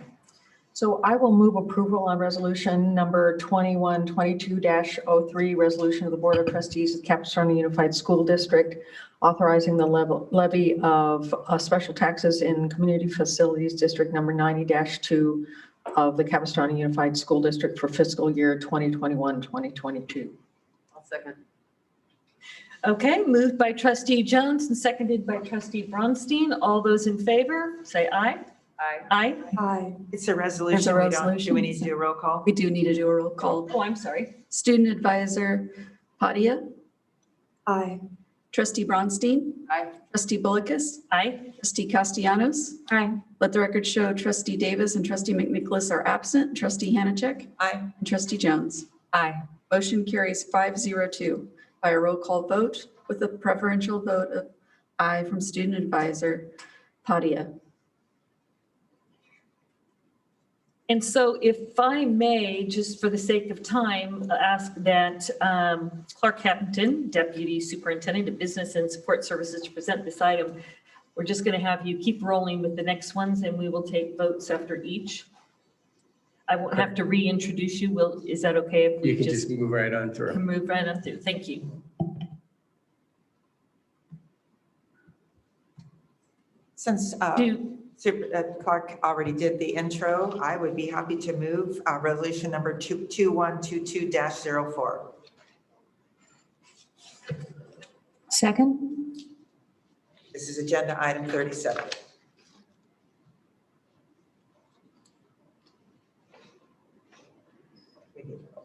Okay. But I wanted to verify if we didn't have any recusals, 37? Okay. Still too late. Okay, so we had a motion to move, and that was by trustee Hanachek and seconded by trustee Jones. All those in favor? Call the roll. Oh, sorry. Student advisor Padia, Aye. trustee Bronstein. Aye. Trustee Bullicus. Aye. Trustee Castellanos. Aye. Let the record show trustee Davis and trustee McNicholas are absent. Trustee Hanachek. Aye. Trustee Jones. Aye. Motion carries 502 by a roll call vote with a preferential vote of aye from the student advisor. Okay, before we begin item number 38, do we have any recusals for the Los Flores area? Nope, then we can proceed. I would move approval of resolution number 2122-05, resolution of the Board of Trustees of Capistrano Unified School District, authorizing the levy of special taxes in Community Facilities District 92-1 of the Capistrano Unified School District for fiscal year 2021-22. Second. Moved by trustee Jones and seconded by trustee Bronstein. Student advisor Padia, Aye. trustee Bronstein. Aye. Trustee Bullicus. Aye. Trustee Castellanos. Aye. Let the record show trustee Davis and trustee McNicholas are absent. Trustee Hanachek. Aye. Trustee Jones. Aye. Motion carries 502 by a roll call vote with a preferential vote of aye from the student advisor. Let the record show that Superintendent Vital Brulti has recused herself from this item number 39 from this discussion and regarding this agenda item number 39. Resolution number 21220-06, Community Facilities District number 98, 1A, Pacifica San Juan, authorizing the levy of special taxes because a family member owns property within 98-1A, and she will be stepping away from the diocese and out of the room while trustees consider 98-1A, agenda item number 39. The time is now 10:03 p.m.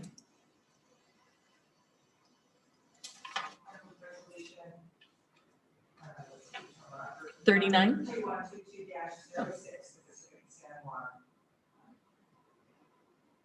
Second.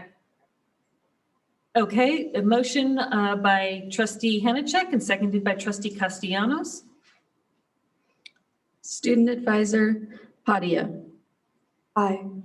Trustee Bronstein. Aye. Trustee Bullicus. Aye. Trustee Castellanos. Aye.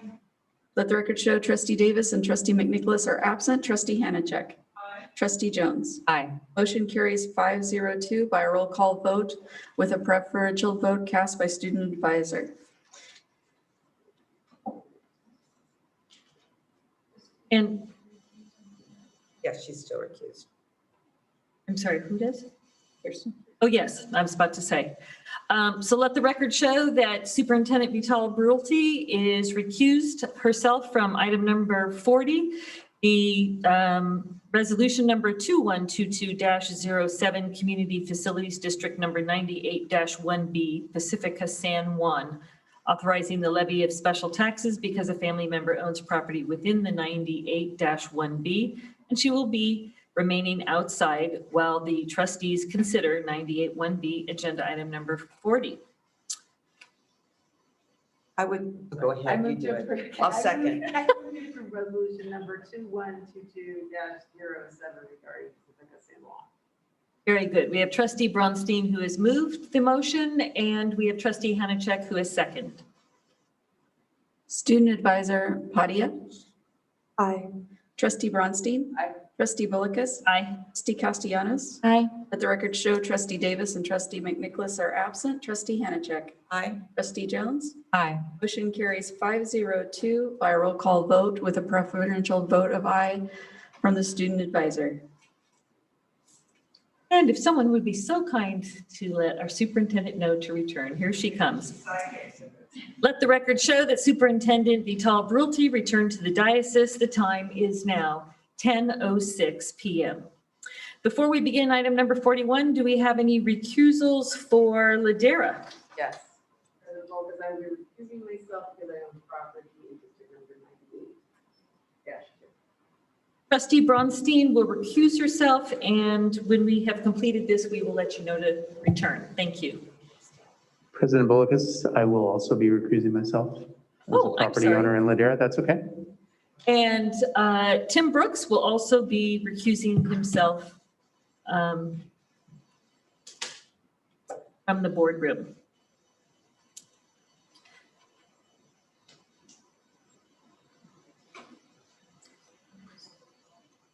Yeah, so let the record show that trustee Bronstein and Tim Brooks have recused themselves from any and all discussions regarding agenda item number 41, resolution number 2122-08, Community Facilities District number 98-2, Ladera, authorizing the levy of special taxes because they both own property within 98.2, and they will be stepping away from the boardroom in the diocese and out of the room while trustees consider 98-2, agenda item number 41. And the time is now 10:07.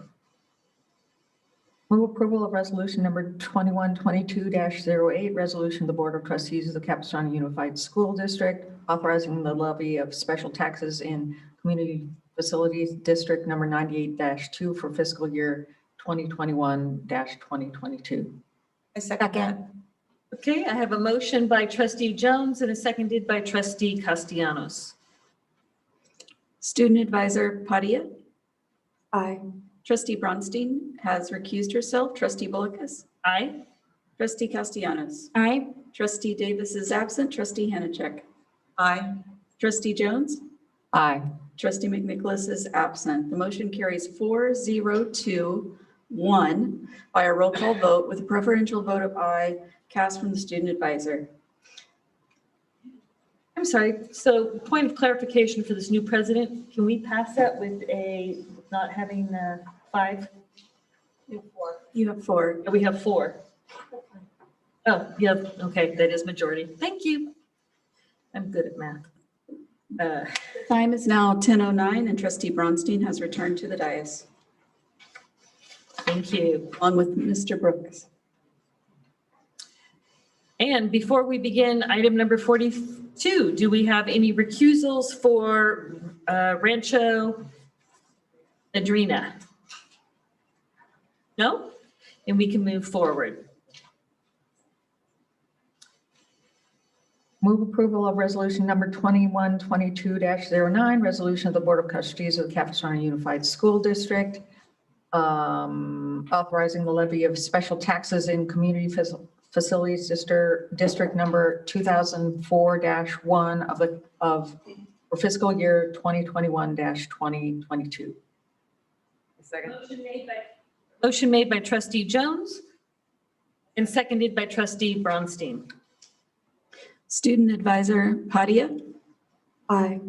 trustee Bronstein. Aye. Trustee Bullicus. Aye. Trustee Castellanos. Aye. Trustee Davis is absent. Trustee Hanachek. Aye. Trustee Jones. Aye. Trustee McNicholas is absent. Motion carries 502 by a roll call vote with a preferential vote of aye cast from the student advisor. Before we begin item 43, do we have any recusals for Whispering Hills? Seeing none, we may proceed. Do I have a motion? I move approval of resolution number 2122-10, resolution of the Board of Trustees of the Capistrano Unified School District authorizing the levy of special taxes in Community Facilities District number 2005-1 of the Capistrano Unified School District for fiscal year 2021-2022. I'll second. We have a motion moved by trustee Jones and seconded by trustee Bronstein. Student advisor Padia. Aye.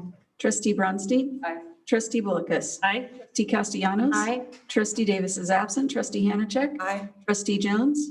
Aye. Trustee McNicholas is absent. Motion carries 502 by a roll call vote with a preferential vote of aye cast from the student advisor.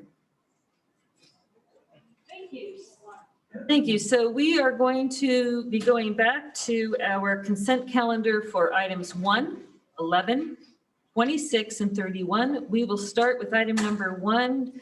Trustee Hanachek, if you would like to share with us.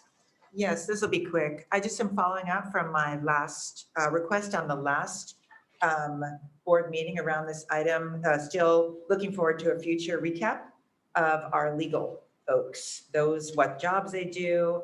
I think, what did we talk about? We talked about what we have in the past. You know what trustees ask for. So, and even if we can have a little trend line, I respect that during COVID, we probably are spending more, but I do want to monitor this and just see where our bench is. I don't even know the list of everybody. So whenever you can get around with that, I asked last time, so I'd appreciate that.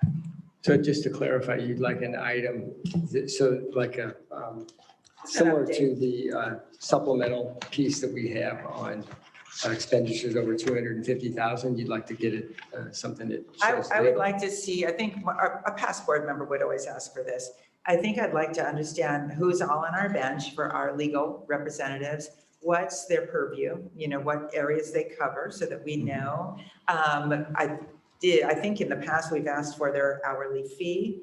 And how much they have been collecting to this point. I see some big figures here. I don't want to really belabor it right now, but I'd like to, if possible, I'd like to see that. Just kind of check in where we are. If we have a little trend data, maybe going back a couple years, what we've been spending on them, on each person. I know we have that report. We've prepared that, so I'll share that with the trustees. Okay, thank you. Thank you, Clark. That's very helpful. I think it's just the bench report that we already talked about.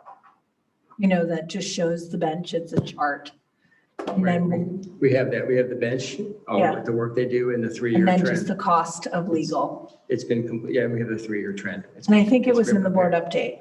Right, I was? think it was an Yeah. update. Did I miss it? This past Okay. website? Yeah, No, we'll- the one before that. Oh, I'm Okay. still getting used to the thing. We'll- My apologies. We'll send it again. Okay, thank you. That- Categorically, we're putting it by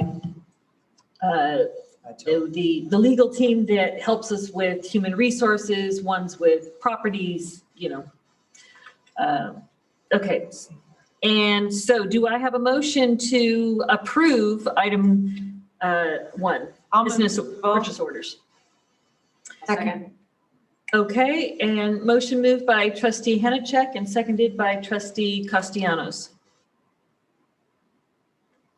All those in favor, please say aye. Aye. Aye. Aye. Opposed? Hearing none, motion carries 502.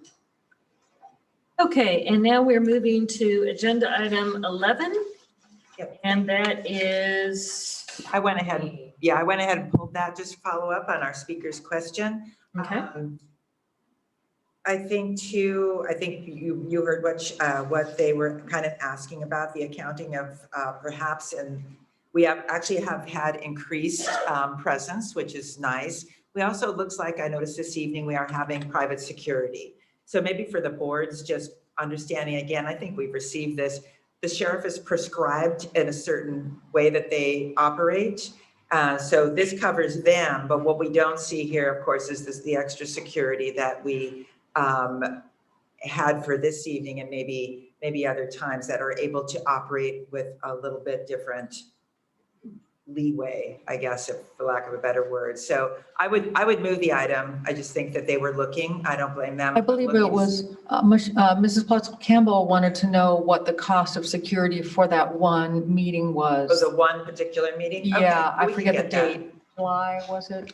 The She particularly wanted that, Okay, and, thank you. and, yeah. And we can get that. Yeah, And we're happy we- to follow up and get that breakdown, the cost of the sheriff, as well as the cost of the security guards. We can pull that and have that And I available. think we provided it at the time, just nobody could track it down this very second. We're happy to provide it. Okay. Okay, so then I'm up again on 26. On an Oh. 11. Oh, I'm sorry. Have a motion on I'd the. like to make, Move it. okay, so motion moved by trustee Hanachek, seconded. With the moves, it's moving to approve 11 and 12, right? Didn't you pull 11 and 12? No, just 11. Okay. I only approved 11. And seconded by trustee Bronstein. All those in favor say aye. Aye. Any opposed?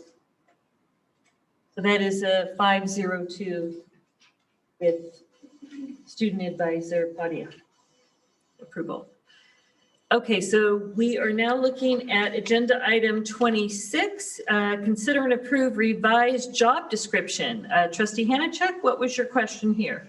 I will definitely be moving this item. I think for things like this, and especially because they pertain children, and this is a new position, this is something I wouldn't necessarily want to see on consent calendar. It's not a bread order or something like that. So if you want to give just a real brief of what we're looking at here, what we're getting with this new position, because this goes right to kids and parents. So I think in the future, I'd rather see this sort of thing that is directly impacts those classrooms. This person is vital. So if you don't mind, just real quick, and then I will move the item. So I'll jump in if that's all right, Mr. Brooks.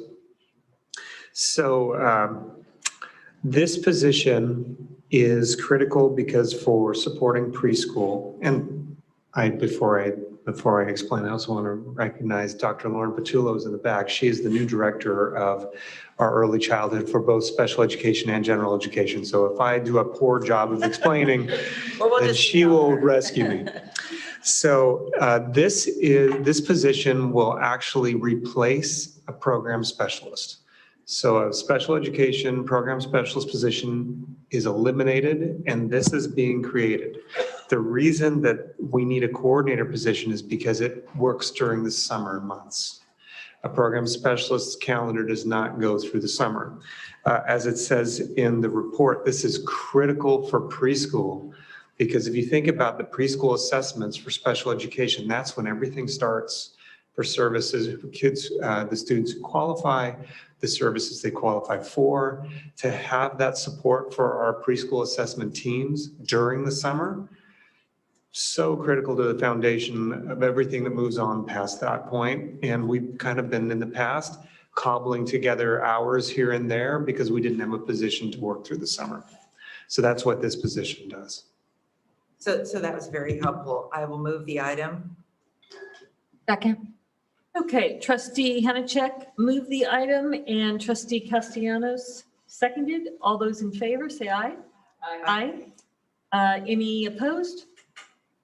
502 with student advisor Padia in agreement. And the final agenda item this evening is Agenda 31. This is the second reading of Board Bylaw 9003, Protocols, Board and Superintendent Operating Procedures. And Trustee Hanachek, you want to share? Thank you, President Boakis. My main question was around the addition of item 28 on page, let's see, 28. So it's under Protocols and Board and Superintendent Operating Procedures. It reads, agree to not copy the board president on email correspondence unless it is about the board meeting procedures. So I'm just wondering why that was put there. It seems a little prescriptive. Board presidents, obviously, are responsible for the agenda and running the meetings, which of course in the age of COVID has been particularly hard. And I want to thank you for the leadership that you've been doing. But there are sometimes there's a little auxiliary or subsidiary things that board presidents can do or like to do. It can be, they're kind of the one conduit for the board, right? I'm not privy to what all is going on. And so they can facilitate board members' issues or concerns. They can do as much or as little, right, as you want. So there are other capacities that in the past I have served under or with that. So to prescribe and say, I can only email you or CC you, I respect that you could lay that law down, but I feel uncomfortable having it actually in here. Maybe the next board president would like to know what's happening around the school district, whether they are personally responsible for that or not. So I don't think that's necessary. Well, And again, maybe a I little can prescriptive. explain what happened here. Okay, you can jump in. Yeah, and I I'm think the board president, but you can jump in. Well, I think it's poorly written here, Okay. frankly, I'm sorry. But the problem is that some board members, whenever they email anybody, Right. they copy the board president. And that means that so let's say I'm opposed to the use of blue markers in the schools. And that's something we're going to be voting on. So I email the superintendent and I copy the president. That means that if the president has an opinion about that, I see what you're she saying. can't I like red markers. talk to her. It's a Brown Act issue. Right. And so and like I say, I'm not sure I think this is a good way to put it, but that's the problem. The problem is that some trustees copy the board president on everything and then she's boxed in or Right. he. And Well, it's not. I don't think it's a good way it's written. Because Okay. if it's taken literally, Yes. then you are hampered with, and these aren't usually there's not votes, it's situations. Yeah.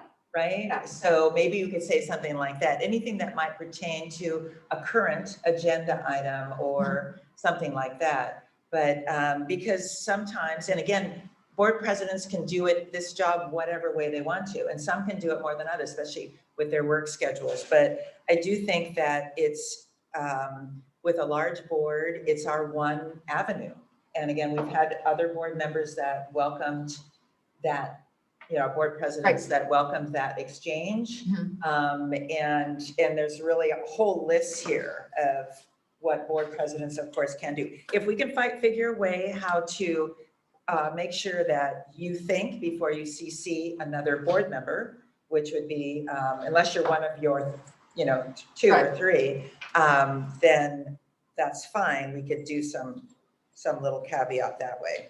Between Colleen and I, we came up with avoid copying the board president on emails about actionable board items. That sounds perfect to me. And it makes us all stop and understand what's happening, what's coming up on the board. And I think that would be great. And of course, if you don't want all those emails, you can just delete them.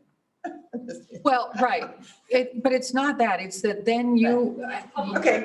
It's a public record. I'm actually glad I flagged it then, because now I understand. And I think it's written, then that writing, how you guys crafted it is I think works for me. I don't know if it works for everybody else. And I think we almost need the word habitually somewhere in there. Because that's the problem is that, I may want to ask Judy for her support on my dislike of the blue markers.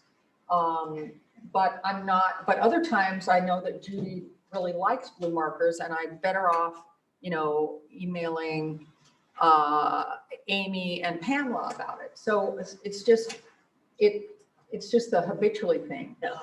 What, if I may add now, being the president this year, is, as it was brought to my attention, because there are some that do email me regularly on everything. And my expression has been, the good news is I know everything, and the bad news is I know everything. But what it does is then takes away my ability to select within the Brown Act 2 trustees that I want to speak to on a particular item.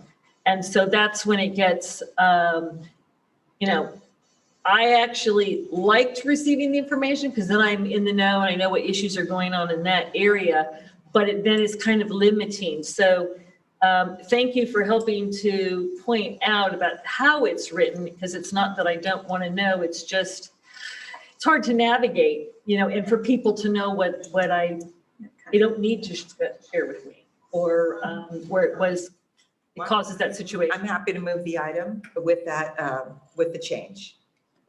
So I think we all agree then on the change that Superintendent and Ms. Hayes made. Can you read that again, please, for us? Sure.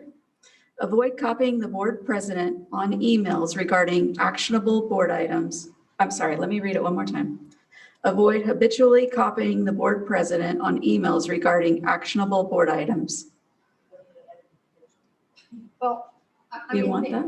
if you don't want it, that's fine. But I feel like what it is it's just, you know, I'm going to email Ryan and I'm going to copy Judy. I'm going to email Dr. Merwin and I'm going to copy the board presidents. And it's just like every character that comes out of your fingers, I'm copying the board president. And to me, that's habitual. It's like if I want to communicate with you about it, that's fine, but it's not when it's just as a matter of course. But I don't care. If you don't want the word habitual, I'm okay with that. I think it's an awkward word. You want to say regularly? I don't regularly, avoid regularly copying or leave it out. I would probably just leave that out. Because I understand in terms of copying the president, because if it's something that's important to you and you want the president to be aware of it, because maybe the president is also going to agree that that's something, and by golly, let's see, you know, if we should be addressing that. And if we know, Literal, like avoid habitually, I'm like, okay, cool, and I'll only do it like every other time. So, as long as we know what it means, that then if it comes up with particularly a new board member, we can say, this is this, don't do this. But it's there as a reminder of a thing we have agreed as board members. Agreed to. I think we want to have for a student, since you're not technically a voting member, you of course can CC all of us anytime. So there's no constraints on what you do. I know all of us are welcome what's happening at your view and what are organizing what you're doing as your role. So you don't have to, you can do things habitually or not. So regularly. I appreciate you mentioning that, because it's important for clarification, because we really do like to all know what our student advisor may want to share. So are there any other questions in regards to this agenda item? And we are going to one last time read then the actual words that we're going to have on number 28. Avoid copying the board president on emails regarding actionable board items. Yeah. And that doesn't mean that you can't speak to me about that item, but yeah, don't. So, all right, do we have a motion to approve agenda item 31? Move to approve. I'll second. Okay, moved by trustee Bronstein, seconded by trustee Henacek. All those in favor, say aye. Aye. Aye. And those who oppose, 502, with student advisor Pavia with a preferential vote. There being no further business before the board, may I have a motion to adjourn? So moved. Moved by trustee Henacek, seconded by trustee Bronstein. Motion, excuse me. All those in favor? Aye. Any opposed? 502, and with student advisor agreeing. The motion carries and the time now is 10:28. 10:20.